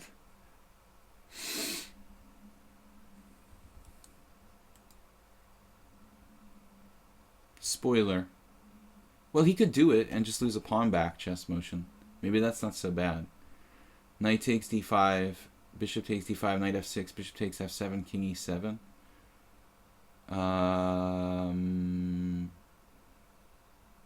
Kind of similar to what happened last time. If he can trade queens and have a central pawn mass, he's probably okay. That might not be that bad for black. Let's see, bishop takes there.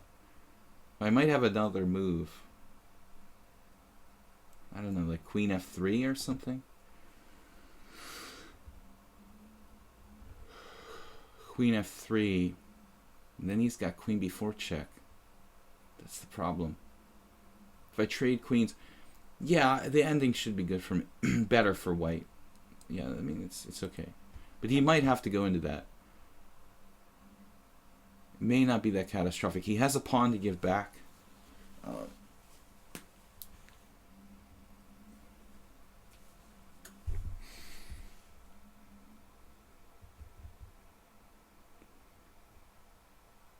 There's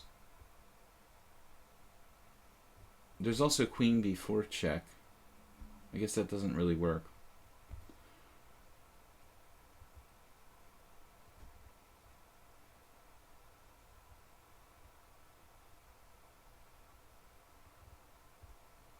He might also have queen g6, then h5. That's not good for black. I don't know. Maybe he can just castle or something.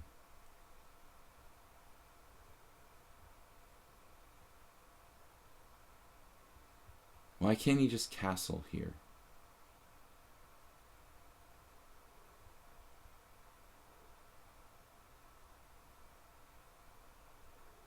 Similar line, like castle, c3, knight takes, bishop takes.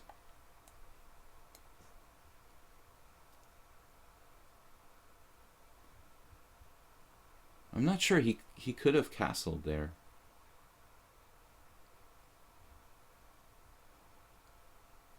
Guess he could also play f5. Looks pretty crazy. But it's not out of the realm of possibility.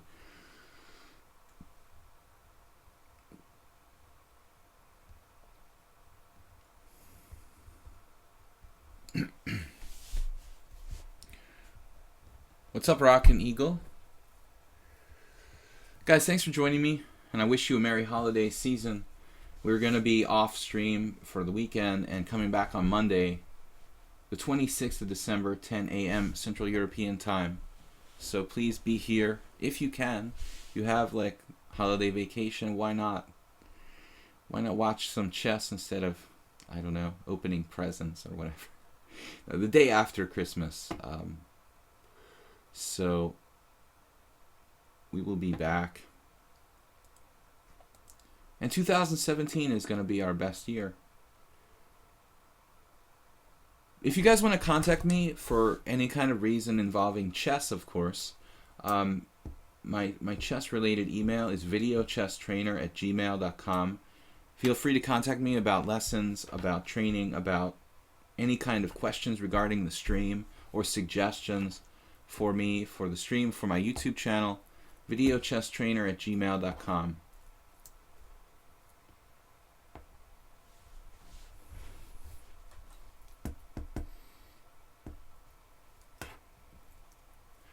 Well, it's like, I think that black wouldn't mind giving a pawn back to break my initiative here.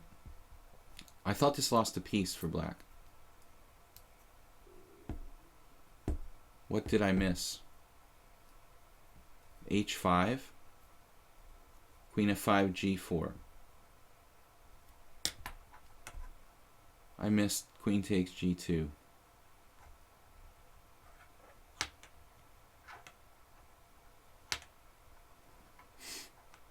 What about trapping his queen? Just flat out trapping it. That can happen, right?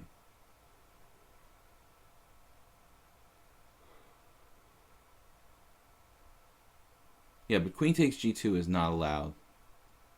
It's not cool. And we're not going to have any of that. I could play g4. Then like d6. He has an answer for everything.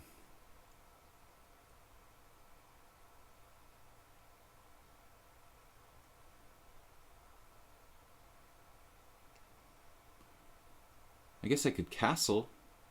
King f1.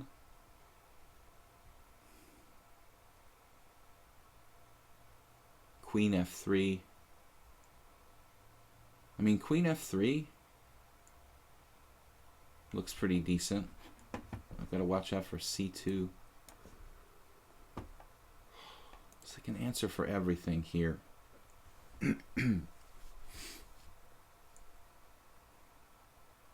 I don't see any nasty tricks or cool ideas. g4, d6. Wait a minute, g4, d6, h5. So he probably has to play with g4, knight f6. Which is good enough, right? What's wrong with g4, knight f6? Nothing. I have compensation, but I don't see any way to kill him here. Man, oh man, what to do? Rook h2, rook g1, queen f3, queen f3. It develops a piece.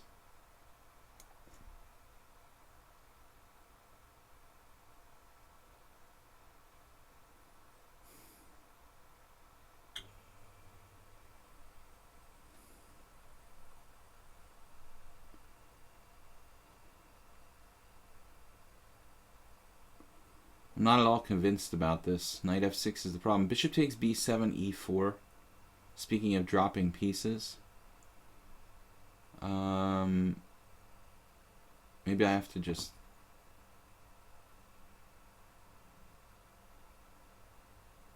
castle here. This is... Black's okay, you know, black's okay, as always. Black's okay, he's got more time and he's up a pawn. Maybe I had something sharper there. I don't know.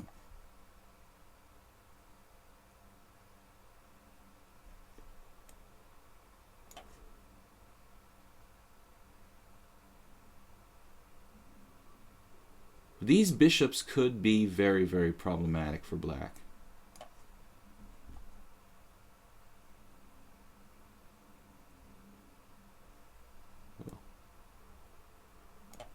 We take here. Perhaps it was better not to take. I don't know.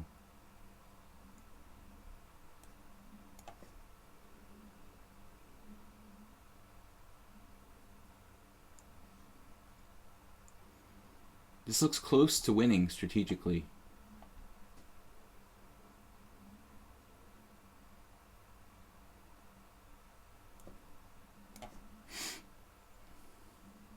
Don't want anything coming to g4.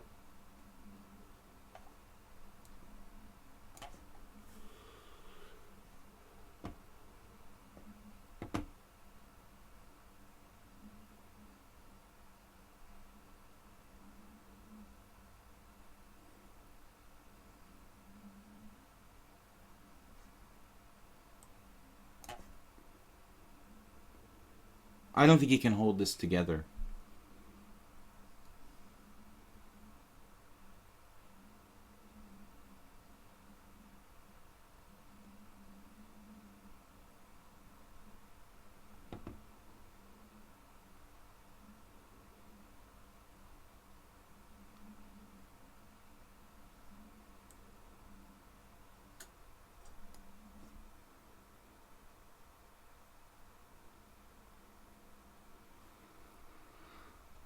No defense.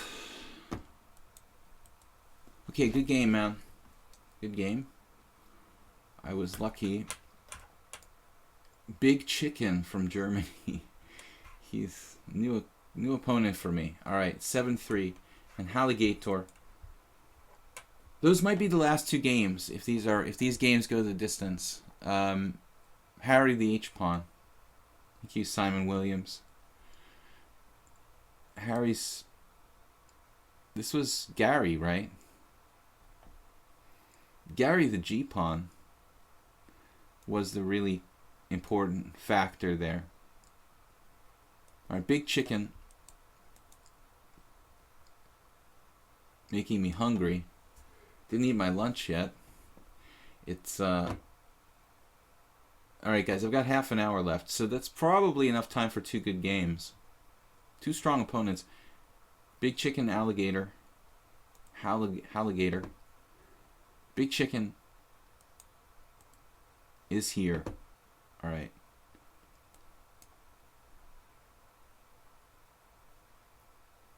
Budapest rocks, especially in the summer. It is not summer, I can assure you. It is so cold. I guess it's cold everywhere, but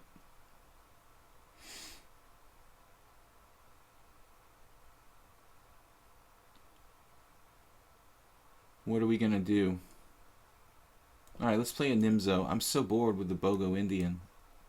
I have no idea how to get an advantage against the Bogo Indian. I should learn how to play Knight BD2 against it. That's what everyone does against me.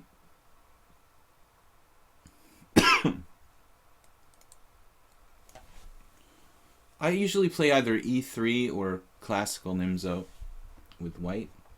Oh, I saw a fantastic game that Granda Zuniga played in the German Bundesliga with 4 Bishop D2. Could do that. This is a transposition. He played Bishop D2 and it was a great game. Granda versus Grandelius. And Grandelius played D5. Black can play everything, right? Everything's possible.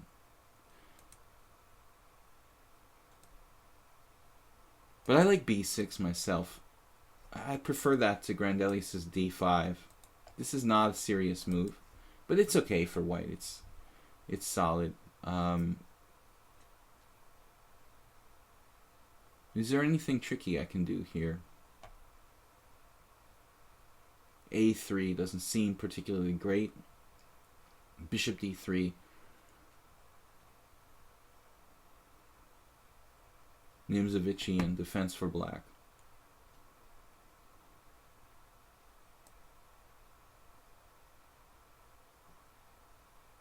Can I sack a pawn with 92? Well, that would be okay. That would be okay if actually it's interesting. 92. Bishop takes G2, Rook G1. Bishop F3, and then I guess Queen C2. I'm not sure how much compensation I realistically have there.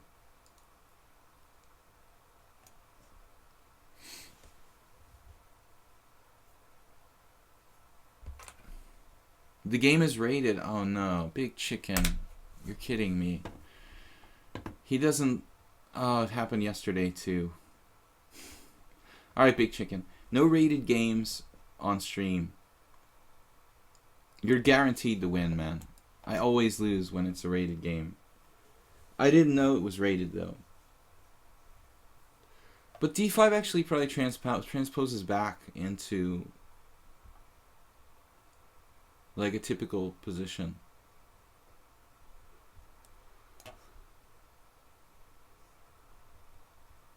We must be in the lichess, because it's rated, we can be in the lichess, I'm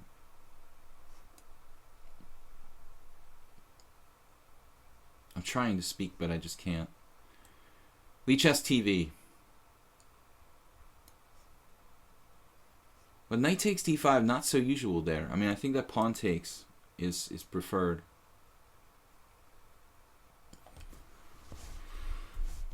Not to say that it's necessarily bad. Yeah, we don't play rated games because I don't like to discuss moves I'm playing in rated games. But again, it's my fault, not your fault, because I should notice I really need to train myself to pay attention to the challenges. And bishop d6. White's better. White's better here. I've got the center. It's like a Grunfeld. Kind of Queen's Indian Grunfeld. So that's why normally black takes back with the pawn on d5.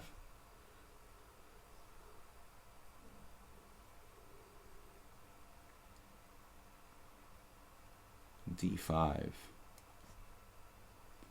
It's like a Grunfeld, but it's more like a semi-Tarash.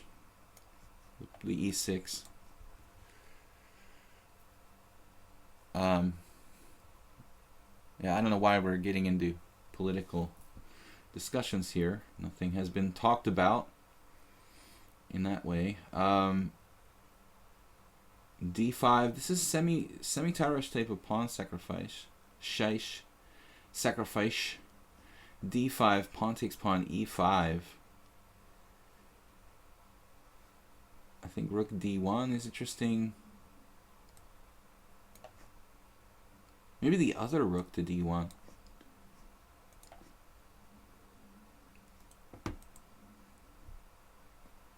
Okay, Big Chicken, at least it's like an established rating.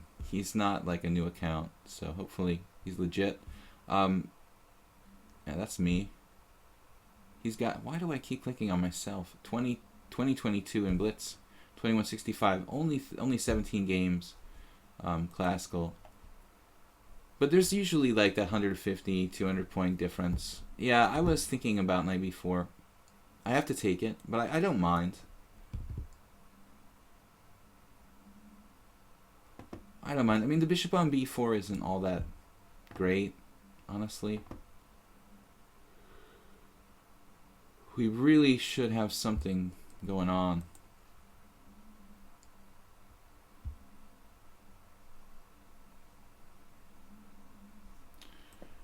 Try to keep it simple.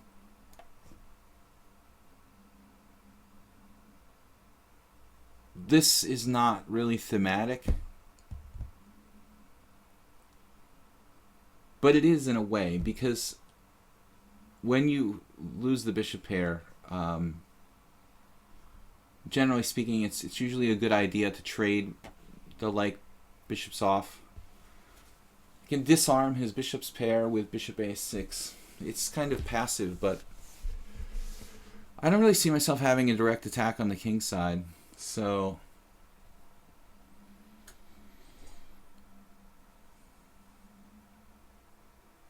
this is basically it's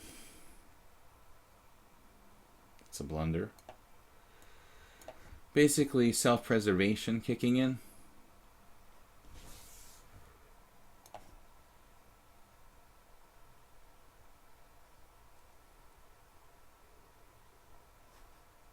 This is a tough one. We do have a powerful passed pawn, but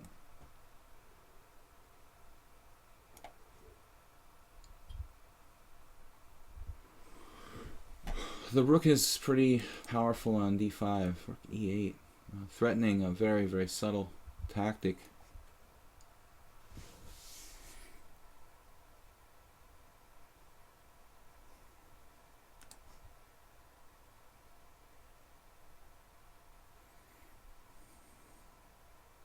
Sensible move.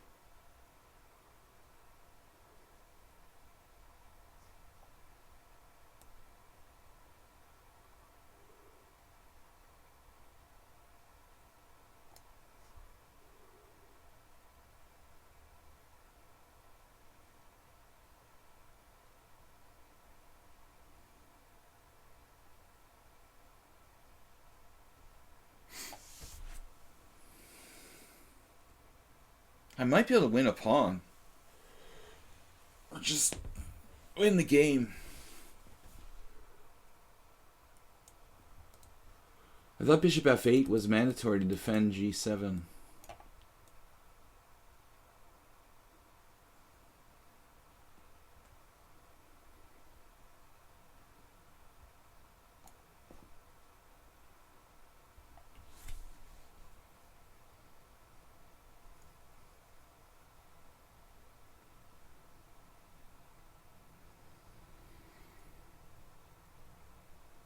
After bishop f8, rook d7, queen takes e4, queen takes f7 check, king h8,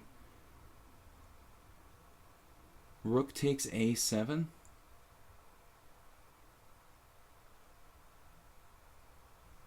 I'm up a pawn in that line.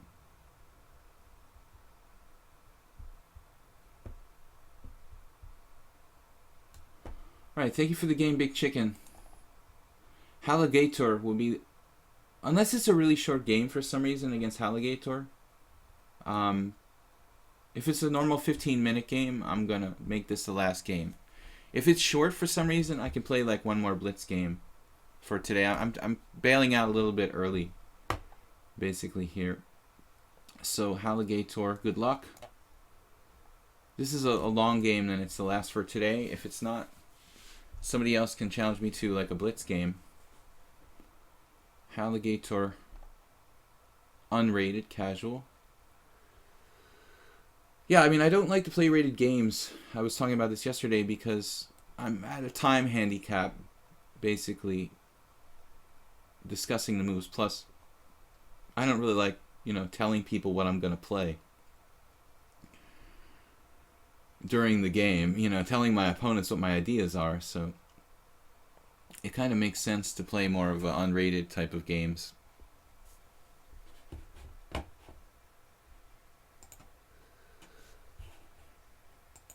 So in advance, guys, I wish you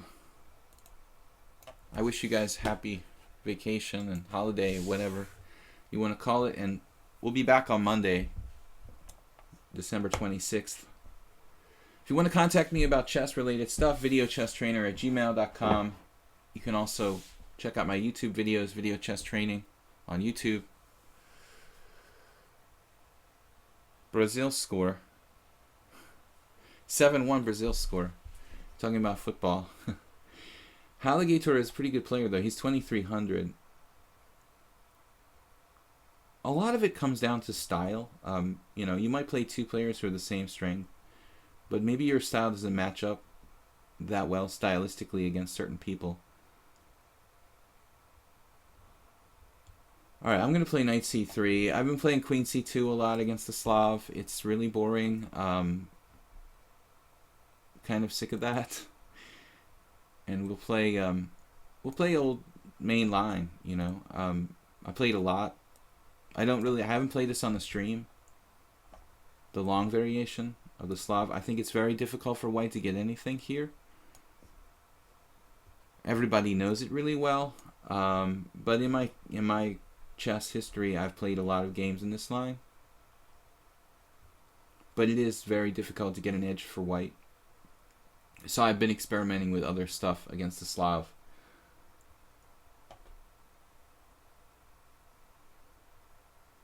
Slav is the most popular defense against d4, hands down.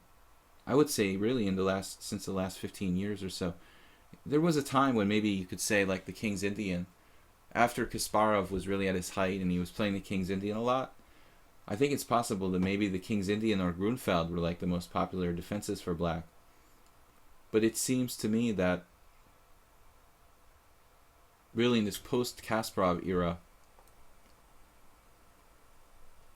the Slav has superseded all other defenses as like black's #1 defense to d4. Okay, so there black has different moves, bishop g4 as well. This is main line, one of the main lines. Bishop h5. Again, there are other moves.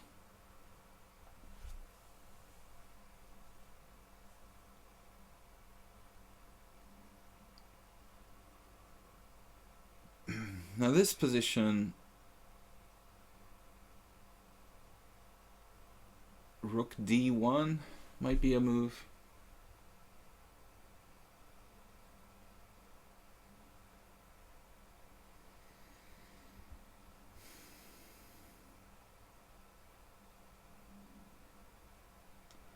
I think I played this position against Wojtkiewicz once. It seems to me. But I might be wrong. It's not e5, knight d5, knight takes d5, c takes d5, queen e3. This is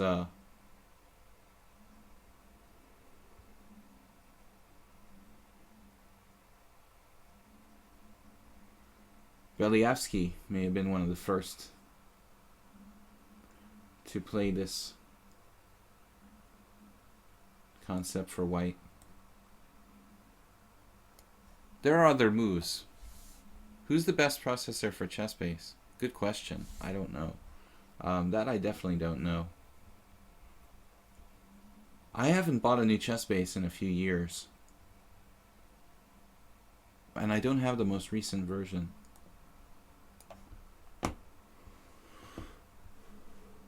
Okay, so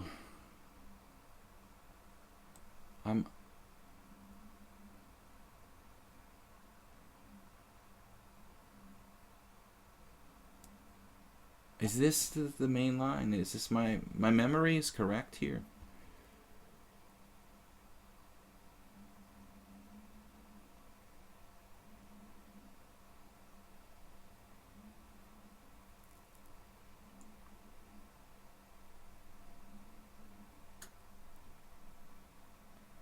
Yeah, I guess I've seen this. Vague memory of... Well, I know this is a line. I saw some English player play this a few years ago. Maybe Gawain Jones. Maybe it was someone else, though. I'm not sure. Knight g5 is like theory, right? Knight g5 and go into that ending.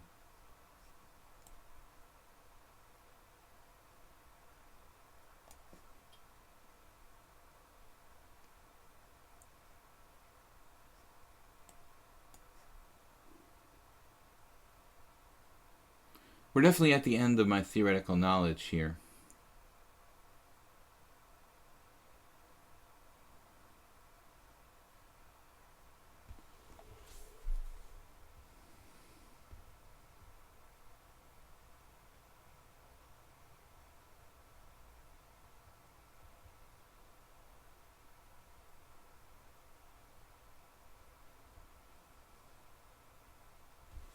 It would be nice to avoid an exchange of bishops, but this thing is pretty powerful. Like, controlling c2, he's got the c file.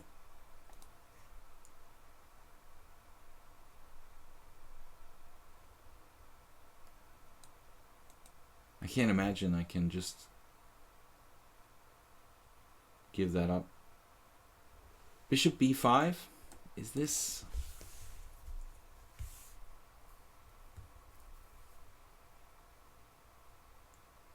I don't know, it's familiar to me. This position is really familiar to me. I think I saw someone actually win this with white somehow. I have no idea how they won now. This is the game I was talking about. There was some English grandmaster, a young English grandmaster. It might have been Jones. Or somebody that ilk. Queen takes g5. Bishop b5.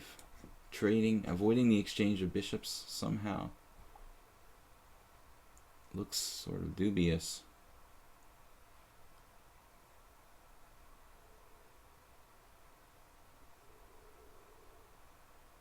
I mean, what am I going to do after that? Bishop b5.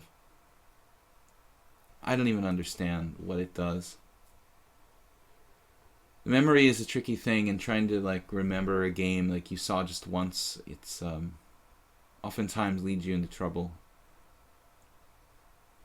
Bishop b5. What does it even do? I don't know if I have a clue. I have the space advantage on the king's side. Not a lot of pieces to attack with. Rook a3. Some recollection of that coming up. Alright. Anyway, it's just a game.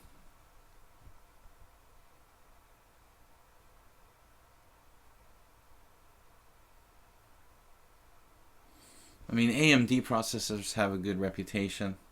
Too much time, said Giuseppe Rim. Giuseppe. Too much time. Well,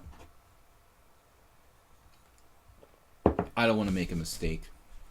I've got 3 seconds per move. Worst comes to worst.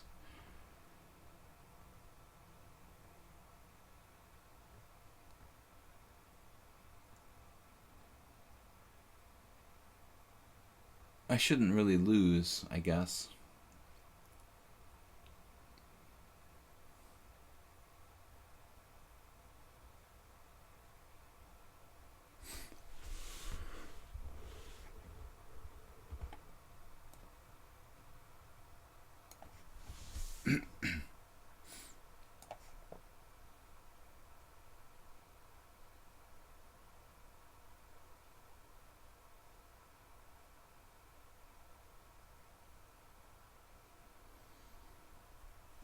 You know, the classic maneuver is knight b8, knight c6.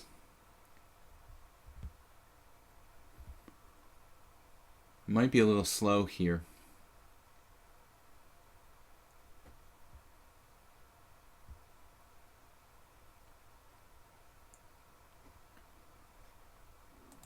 With this move we have ideas. Bishop a5, a5. It's a bad bishop, right? The active bad bishop.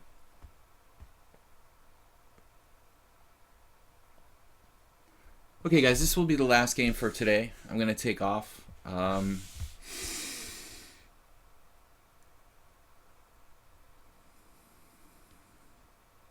AC8.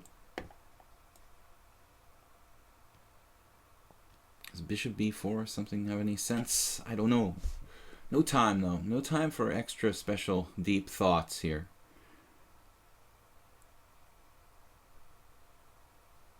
We don't have too many weaknesses. A little bit.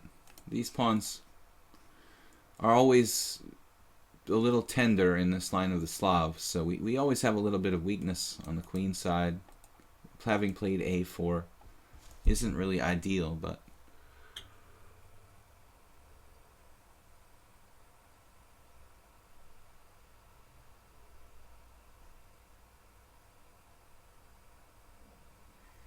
I want to thank you guys for joining me. No unholdable weakness. That's a good way of putting it.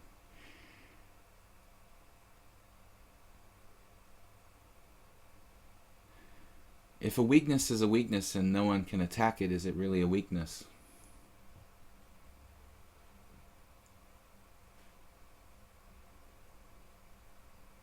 Chess and philosophy.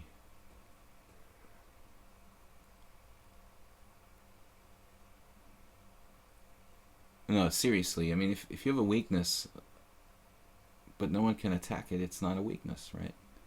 Okay, so bishop c2. a5 is worth considering, I would think.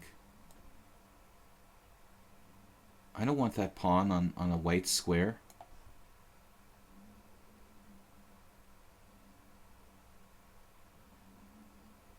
But I guess I had other moves there I could have played. Now where to go? Bishop e2. Looks like he's setting up some kind of fortress. Unfortunately.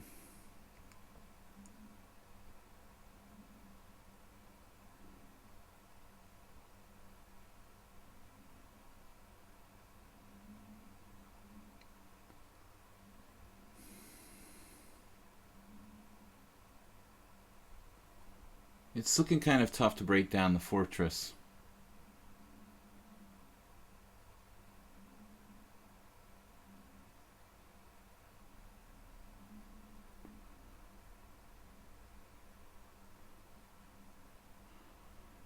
We'll be back Monday, 10 a.m. Central European Time. Have a great weekend. Thanks for the games today, guys. I know I lost at least one. We were in trouble in a couple games. I think I was lucky in that Petrov not to lose. Petrov, weird opening today. I played passively with like bishop e2, and then I was quickly worse. I wasted time as well. Alright, let's focus. Alright, I know what I would do with black. Black has two kind of obvious candidate moves here.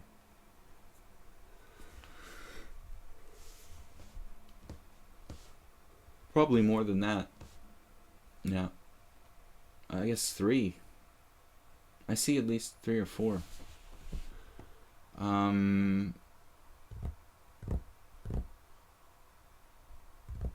Let's see. Alright, I don't have any time to think. I don't have any time to think. Let's get rid of one of these silly weaknesses. Maybe both.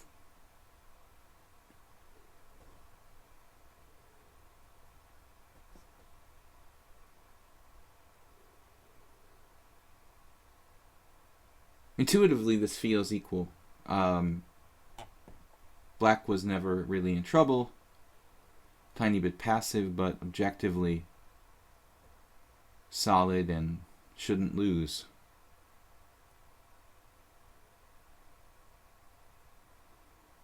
White's a little extended.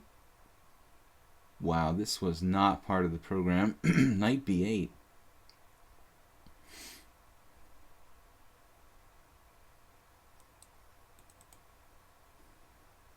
Well, I don't really know what to make of that.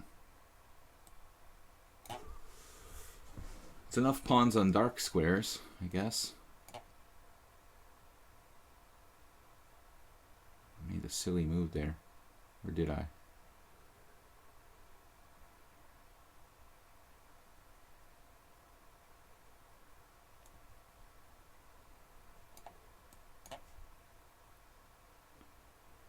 I could have played bishop e4 check, which would have been quite interesting.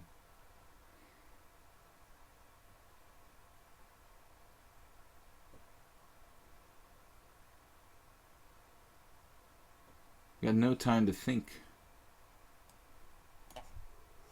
We did lose on time once already. I think that's Alligator's greatest hope.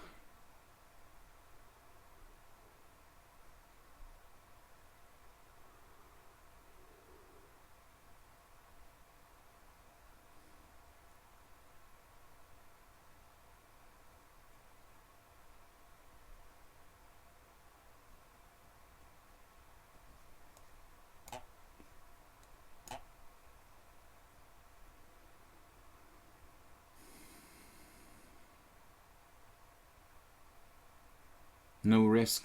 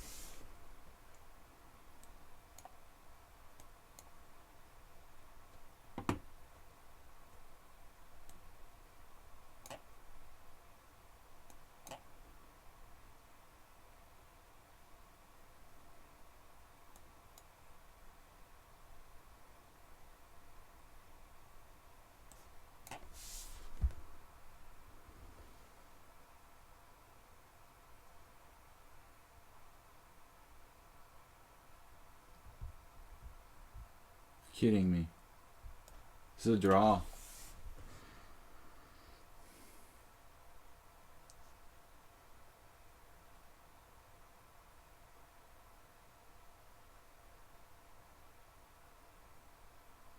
I'm sure I was winning somehow. Oh man, Maybe there's still a win here.